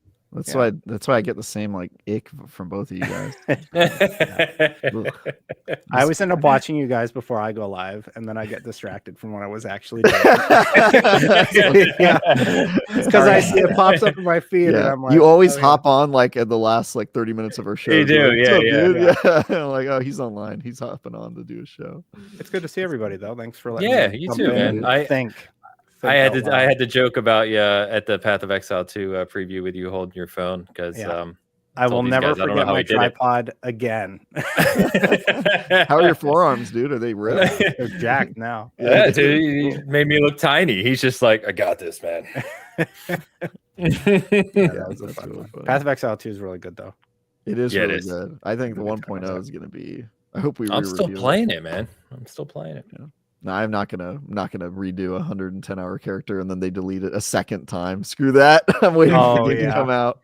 Because Well, they're deleting our characters again. The only thing I was thinking about Wait, no, that they're is by not. ti- Whoa, Yeah, whoa, they whoa, whoa, whoa! That's not happening, is it? Yes, it is. Yep. yeah, they said that they're probably going to do that. Yeah. Oh man, Watching that sucks. Destin just lose all of it in When real No, does they that time. didn't say they are. They said they're most likely going Most to. likely So going we'll to see. remove your characters for the Again. Yeah. So I lose Yeah. my. So we were playing Yes. before release. That character Yes. was deleted. That was like Correct. I have it all on the timeline. It's like 30 hours of gameplay for me, and you did I like played 100. 110 hours, so that's Yeah. why I'm not playing this version because I'm just like, dude, I'm gonna wait for the 1.0. I'm not having my character deleted a second time. But that'll Yeah. be like in a year, right? They said Yeah, 6 months. Well, the other thing though is remember there's going to be 12 classes at 1.0, right? So my thought is, okay, I'm going to lose this, but I'm just going to play a new class, which you'd have to New start character. from That's one true. anyway. Yeah, the new So- season. It's true. Yeah. Yeah. That's true. Yeah. What do you think, Destin? You want to talk Switch 2? That's what we were going to talk about. Well, I mean, it's going to be next year, right? Yeah, it's supposed to be. So it's leaking right now. January reveal supposedly with a spring launch. January. Reveal is what they're saying, and Mario Kart 9 launch title. I mean, that's good news for Sweet. me. I'll have something to talk about in January. Who's January's they? dead. Who's they? It's just you know The leaks. leaks. Yeah. Yeah, they're all over the place right now. So Trust me, bro. supposedly, The yeah, pretty reliable, much, yeah. the reliable Yeah. 4chan has leaked. I mean, honestly, Nintendo has been surprisingly leaky for this, and a lot of the leaks have turned out to be true. So I Well, did you kind s- of Yeah. think this is probably. Did you see that D Brand was doing it again? Because D Brand's making the case, and they're like, "Yeah, that's the Switch 2 there in our case," and they're like, Yeah. "Wait, what?" So, Both yeah. identical to the existing Switch? Supposedly magnetic Joy Cons. I guess we'll see what that looks That's a like. much better. That's a huge improvement. Yeah, same You don't like the cartridges little as the rails? Switch 1. The rails stick for me, man. Hitting that button and trying to slide it up, they get stuck, and I don't know. I feel like if the magnets are strong enough, that would be a much better solve. I've never had a problem with the rails. I don't know how you're treating your Switch. I You know, don't it's want just to some- know. Yeah, dude. Maybe it's because I'm playing these. Everybody wants you Switch games. It's getting sweaty on those Joy-Cons. It's welding the Switch together. Well, I'm And ready for Switch supposedly- 2. Yeah, supposedly gray, white, and Mario Kart 9 themed at launch. Wait, so when you say magnetic, are you talking about on the side of the Switch? Or are you talking about the sticks? No, the sticks are Hall effect supposedly, like the more modern controllers. But Oh, no, interesting. yeah, I thought you were saying like maybe like the Joy-Con actual sticks were magnetic. That way you could replace like the them since Elite? They had the drift problem. I have Yeah, I no could see idea. them doing that. Well, that's why they're doing Hall effect, right? Hall effect doesn't drift. There you So go. they're just sensors basically on your movement, right? Hmm. Or like you know what I mean? It doesn't have that little pivot mechanism. Yeah. And then supposedly, at least according, these are just leaks. Who knows if it's true? Supposedly, no OLED at launch. It's going to be back to an LCD screen. Yeah. Interesting. Guess to keep No the price OLED? down. Yeah. Probably release the OLED a year later. You know, I think Gotta- that's Yeah, kind you of gotta a do bad it. call, honestly, because I have my Switch OLED next to me. That's the one I would play on, and yeah. Yeah, I think it's bummer. probably to keep the price down because the initial cost, they don't like Not- to go above $299. it's going to be $700 at launch to compete with the PS5 Pro. Yeah, dude. I returned Comes with my a VR headset that has no I- games. You turned your Pro? It was sitting there for 30 days or like 29 days. And I'm like, I can still return it. Bye. I'll buy it when GTA 6 comes out. That's funny. Wow. Well, yeah, I guess we'll see. So anyway, I can get down with Mario Kart 9 though. That'll be cool. Assuming that's, anything like 8 and better. So You think that'll be their launch tie-in? that's what this leak says. I don't Who care knows? about Mario Kart, but any advancements to the Zelda games that had already released, I would love to go revisit those games. I didn't go super hard on all, like, I think the last one, the core entry, Tears of the Kingdom, was that the last one? Yeah. Tears, yeah. Tears. I really, really enjoyed that one. I probably put the most time into it, and I would love to go revisit that particular game running at 60 with enhanced graphics and everything like that, because we've seen that guy who's getting sued or whatever for porting all those games, but they were running at 4K 60 and like they look really, really good. So if Nintendo's bespoke hardware can allow them to run better, that's great. That sounds great to me. I think all the Zeldas could use that. I've been waiting on a Switch successor for a long time, and really at least since Link's Awakening, which just dies on the vine on the Switch. I think that was optimization more than Switch, to be honest. It is a part of optimization, but part of that is because the Switch makes you really have to optimize to get that thing working. So if there's some power overhead in the Switch 2, I expect Link's Awakening and games like it to have a better result. So that's what I'm looking for from this system. They will awaken. The potential, yes. Nice. Supposedly takes the same cartridges as a Switch too. So if I would assume that's backwards compatibility confirmed. That's what I was going to say. I would assume that you'll be able to plug those games in, and hopefully they just run better. But to be clear, nothing of this is confirmed. I think 100%.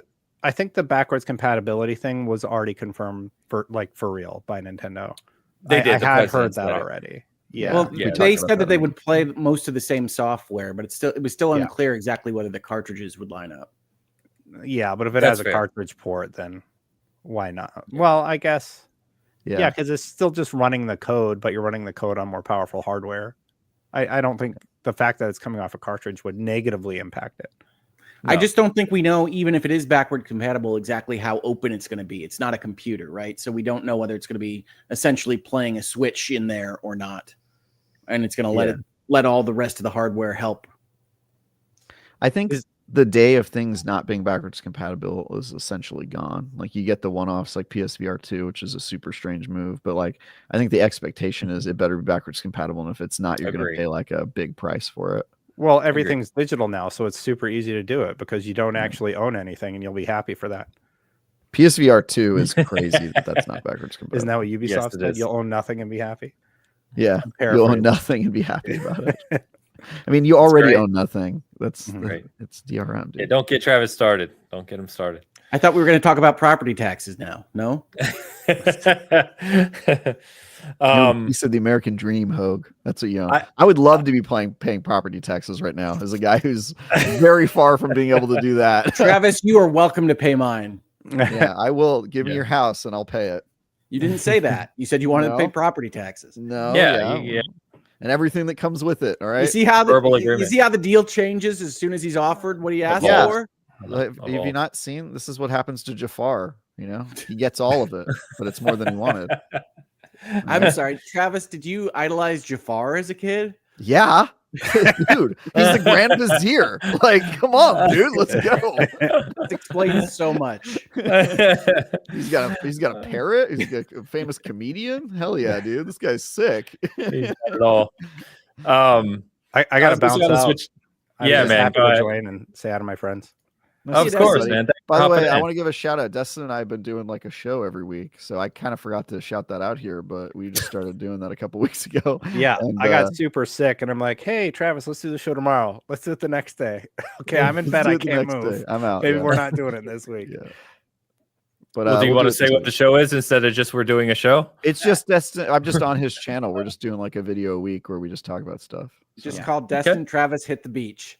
Yeah, Justin Travis go tropical.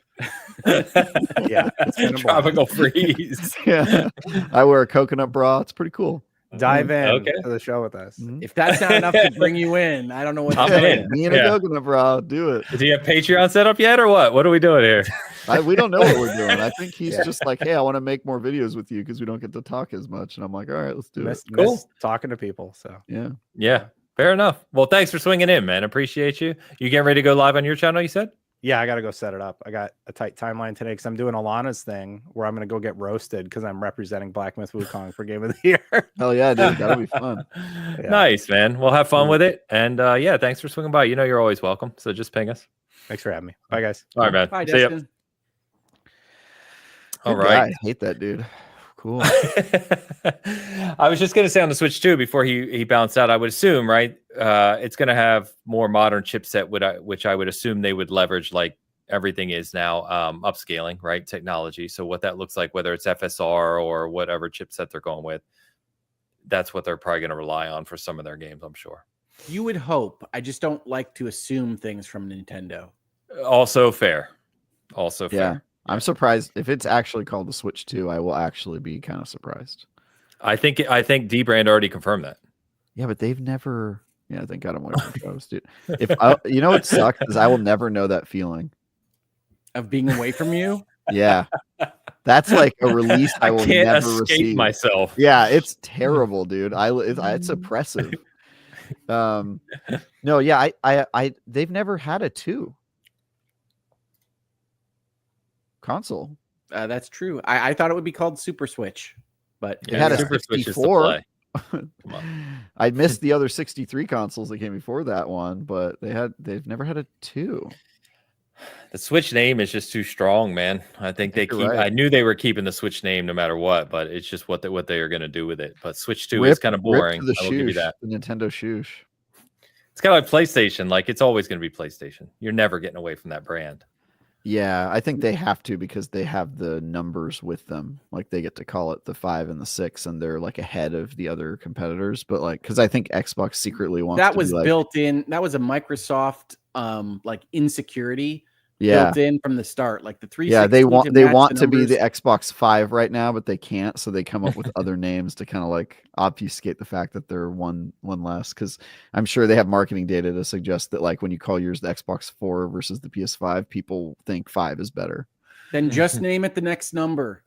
Xbox. Yeah. Xbox is Xbox 6. Call it a day. Yeah. Nobody's gonna count I backwards. think and that's figure why out they how said long- X, because it sounds like 10. You know, Yeah, but it's stupid. back to Roman numerals. One thing I really hate is talking about Xbox One, because you can't tell whether it's Xbox One or the first Whether you- Xbox. You have to say the OG. Yeah. Okay, Phil solved that when he called it OG Xbox. Solved. OG. I'm not Solved going is to a call it strong OG word. Xbox. Solved. That's because honestly, that's a good call for you. You should never be able to say original gangster in any context. I agree. Life you've lived. Yeah. Travis, Yeah. I am entirely in agreement. Yeah. No OG for Hogue. No OG for you just said it. You just I said There's it. miss an Fishing. OG in Hogue. I missed let's his give comment when it. Destin signed on from Fish String. Hope you're good, Max. Good to see you. We got one more super chat, which is appropriate for today. What do you think Dan would have wanted for Game of the Year? Hitman. Hitman 3. Yeah, of the 6, like what do you think he would have put his money on? Because I don't think any of the games really speak to him, right? I'm trying to see. Maybe Astrobot. I believe Dan, and I don't know this for sure if he's watching or listening. I believe Dan's favorite game this year is going to be Indiana Jones. Interesting. Really? Yeah. I don't know if that's true. I'll have to ask him. I talked to him 2 weeks ago.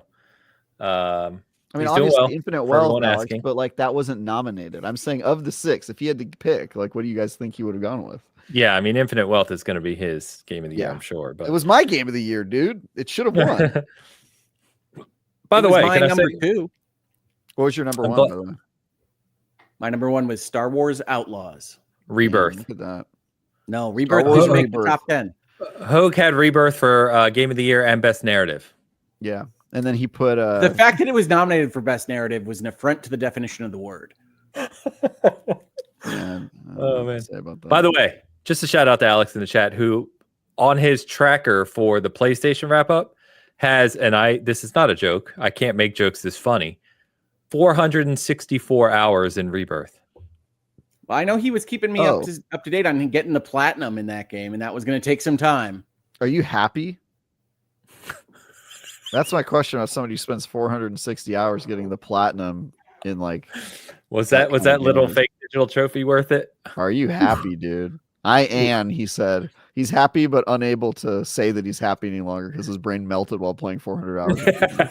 Leave Alex alone. Yeah. We're off the rails here. Destin said, are any of us really happy? Good, fair Great question. This is what happens when we get to 3 hours. It is. Shout out to Carl, by the way. He said it'll be DLSS on the Switch too because it's an NVIDIA chipset, so that makes sense. DLSS is better anyway, so hopefully they take advantage of that. That's cool. All right. And speaking of 3 hours, Mr. Don Lionheart. Don Lionheart gives $2 and hashtag Make Bitcast, a 3-hour podcast, is back, baby. Man, we had done so well at keeping this at 2. This was always going to be a long show, though. We had so much to cover. I know. We did. Yeah, we have tightened back up, but we're at the end, as you can likely hear in us right now, and we're tailing off. So let's go ahead and start wrapping this bad boy out. Ho, congrats on the Game Awards 2024 voting win with the 1-point victory. We will obviously revisit this. He gets absolutely nothing but our thanks. Wow. I get the knowledge that I won. Wow. That's it. It's crazy that I won all the ones where there was like stakes. It is crazy. I know. Yeah. Well, we didn't do stakes on this because you got the vote, which in hindsight, Hogue won, so we should have done it. But I mean, it is you guys totally gotta okay. keep in mind my vote. I guess I had some info about who was voting for. Actually, what. Like to be fair, example, I am sending Hogue a Christmas present. True story. And when he gets a Christmas present, we can say it's for the Game Awards win. There you go. What?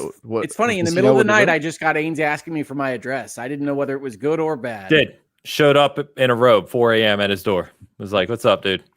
It was a kimono, actually. Still kimono. I am sending Hogue a Christmas present. I think he will like it, and we will talk about that once he receives it. So very cool. Exciting. I'm glad. That's good. All right. On the season game side of the house, I want to shout out Carl's been in the chat with us. So Carl, if you don't know, was kind of our tech guru over at SG. And he put together a lot of thoughts, a long article, a long read called Back to the Future on the Future of Gaming Revisited, which is basically looking at the roadmap and technologies behind where gaming is headed. It's something him and I used to talk about quite a bit, but he tackles Xbox, PlayStation, Nintendo, and of course, just PC market with different companies and technologies. Very good read if you want to understand the technologies and where things are headed in the next several years. Highly, highly recommended. That is on the cover of the site right now. You can check out. Other than that, we have some of the details on Witcher 4 that CDPR shared, and we'll have more this week on some other stuff. I did not, sadly, get to the Veilguard article I've been meaning to write. I hope to this week. So I'll keep hoping to write that as soon as I get time to do so. But that's it on the SG side of the house. Travis, I'll pass to you first this week. Yeah, the only thing I've got left this year is Alien. Was it Incursion? Something? Rogue Incursion. Rogue Incursion. Yeah, super easy to name. Easy name to remember. Yeah, subtitles, man. Alien Rogue Incursion. That review will be going live later this week, I think, on Wednesday. And other than that, I'm done. I'm at 24 reviews for the year. I thought it was going to be significantly less than previous years because I got married, and also we had like just kind of a smaller freelance budget in Q3 and Q4. But then the workaholism kicked in, and here we are. I don't know. I guess I kind of don't really remember. I guess the first game I reviewed this year was Pal World, which feels like a million years ago. So I guess I just have gone through a lot. You can't even hit 25. Come on. I think I did hit 25 last year, but I've done 24 Slacker for the past 4 years. If you're not doing a review every 2 weeks, do I even know who you are? How many did you do this year, Ains? Like 4, but that's not the question nice. Here. I was really surprised because Alex is your Alex is your highest volume reviewer, right? Alex in like middle of the year, like spring, summer was nuts. He was going through it. He told me he did like 11 or 13. It was like kind of 12. He did 12 reviews. Did one per month. That's a lot for a small indie site. Yeah, that's a lot. Cool. And he did some big games. He did like Rebirth. Yeah. Yeah. He did big RPG. I did Path of Exile, Diablo. I played some 100-hour games. I need to look Yeah, through I'm the trying Pal to think. World. I think that was like 80 hours in Pal World. I reviewed Concord. Does that count? I did Wait, I did are you Diablo. counting Path of Exile 2 in your review count? Oh, I hadn't. Did That's I like forget 4.5. I think I forgot to put that up on OpenCritic. So I did Hellblade 2. Yeah. I did Top Spin. So I did more than I thought. I did Witchfire. Yeah. Oh, So I did like 7 or 8. Okay, 7 reviews. That's not bad. That's pretty good. Yeah. Oh, and I did Lost Crown, which was one of my favorite games of the year as well.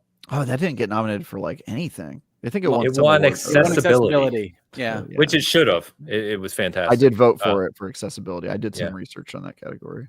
In fact, all 3 of us got that one right. 3 hours ago, you asked me what my number 10 game was. It was The Lost Crown. Nice. Good Really great game. Below Blood, Skull and Bones. So just to be clear.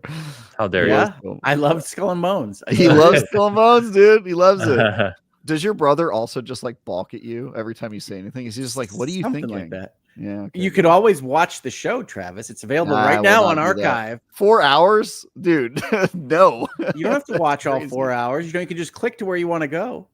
Yeah, I don't know. Or do you do timestamps? I often do, but I have not added chapters to yesterday's video. Yeah. So I don't know where to go. All right. And I can tell you where to go, Travis, but if you want to watch the video, I can tell you where to go. Sounds like you were threatening me. You could go straight to hell. That was the idea. Travis never gives me credit for my comedic setups. He just assumes that he just assumes I did it accidentally. Oh, was that okay? If that was yes. on purpose, go for that. I'll give you that. That's good. But no, in all seriousness, I love The Lost Crown. I love Skull and Bones. I think those lists will be educational and eye-opening, both to Travis and anybody else that wants to drop by the channel. That is available right now on my channel. Hoag's Debate, top 10 games of 2024. We've got different lists. You can decide which one you like best. You can let me know next week in the comments. But I think it's a worthwhile time for everybody. That's the main new video on my channel. I've also been doing work with Last Stand Media. I just did a talk about Ubisoft. I'm going to be on one of their holiday episodes because they're taping in advance so that they can cover their break. And so I'll be taping that very soon, and that'll be available at some point in the future. I don't know whether that'll be before our next Bitcast or not, but you can catch me over there. You can catch me on my channel, and you can catch me on Twitter, where you can tell me how wrong I am about not being enthused by the Intergalactic trailer. Hell yeah. And they will. How dare you? Anyway, chat, you've been awesome today. Thanks for hanging out with us for a long show. Thanks for the generosity for Extra Life. Obviously, I'll see what that kind of sum is by tomorrow. I think it's 24, 48 hours YouTube takes, and I'll get that donated over to Extra Life. So thank you so much for that. And we will be back next week. We will do our top games of the year as well, guys, but give it a couple weeks because honestly, these next 2 weeks would be the most time I have all year to actually play games, right? So I'm hoping to finish Indie. I'm hoping to finish Astrobot. And I want to play some more Stalker because that's just my type of game. So there's a few things I want to get into before we really have that conversation. We didn't talk about things like Silent Hill 2 is up there for a lot of people. There's been a lot of games released this year that I think are just being quickly forgotten. Clarifying question. Sure. Are we doing our game of the year in January? Officially the full year is over? Is that we can talk about it? Well, I don't think we've decided. We can, because there's nothing that really releases that last week of the year. No, but to your point, I've got a lot of catching up to do, bro. Are we going to have a show on the 29th? I'm busy reviewing all the not game of the year contenders. That's my main job title. Yeah. That's a good question as well, Hogue. I think considering Christmas and New Year's are midweek, we probably still could. It's not right there on the holiday, but we can talk about it offline too, and we'll let the audience know. You got it. Yeah. Cool. Okay. Well, as always, thank you, everyone. Thank you if you're listening to this later. Appreciate all the support. As always, we will be back next week with more chatter on more topics related to games. It's a crazy thought. We're going to try it out. Including football games. Go Lions. Big game today. Who are they playing today? The Bills. Oh, that is a big game. Even I know that, and I don't really pay attention. So, okay, cool. Good luck to them. I hope they can pay their bills in time. Those Lions. I'm gonna go ahead and get Take us out us of out, here. Ains. Until next Sunday. Peace.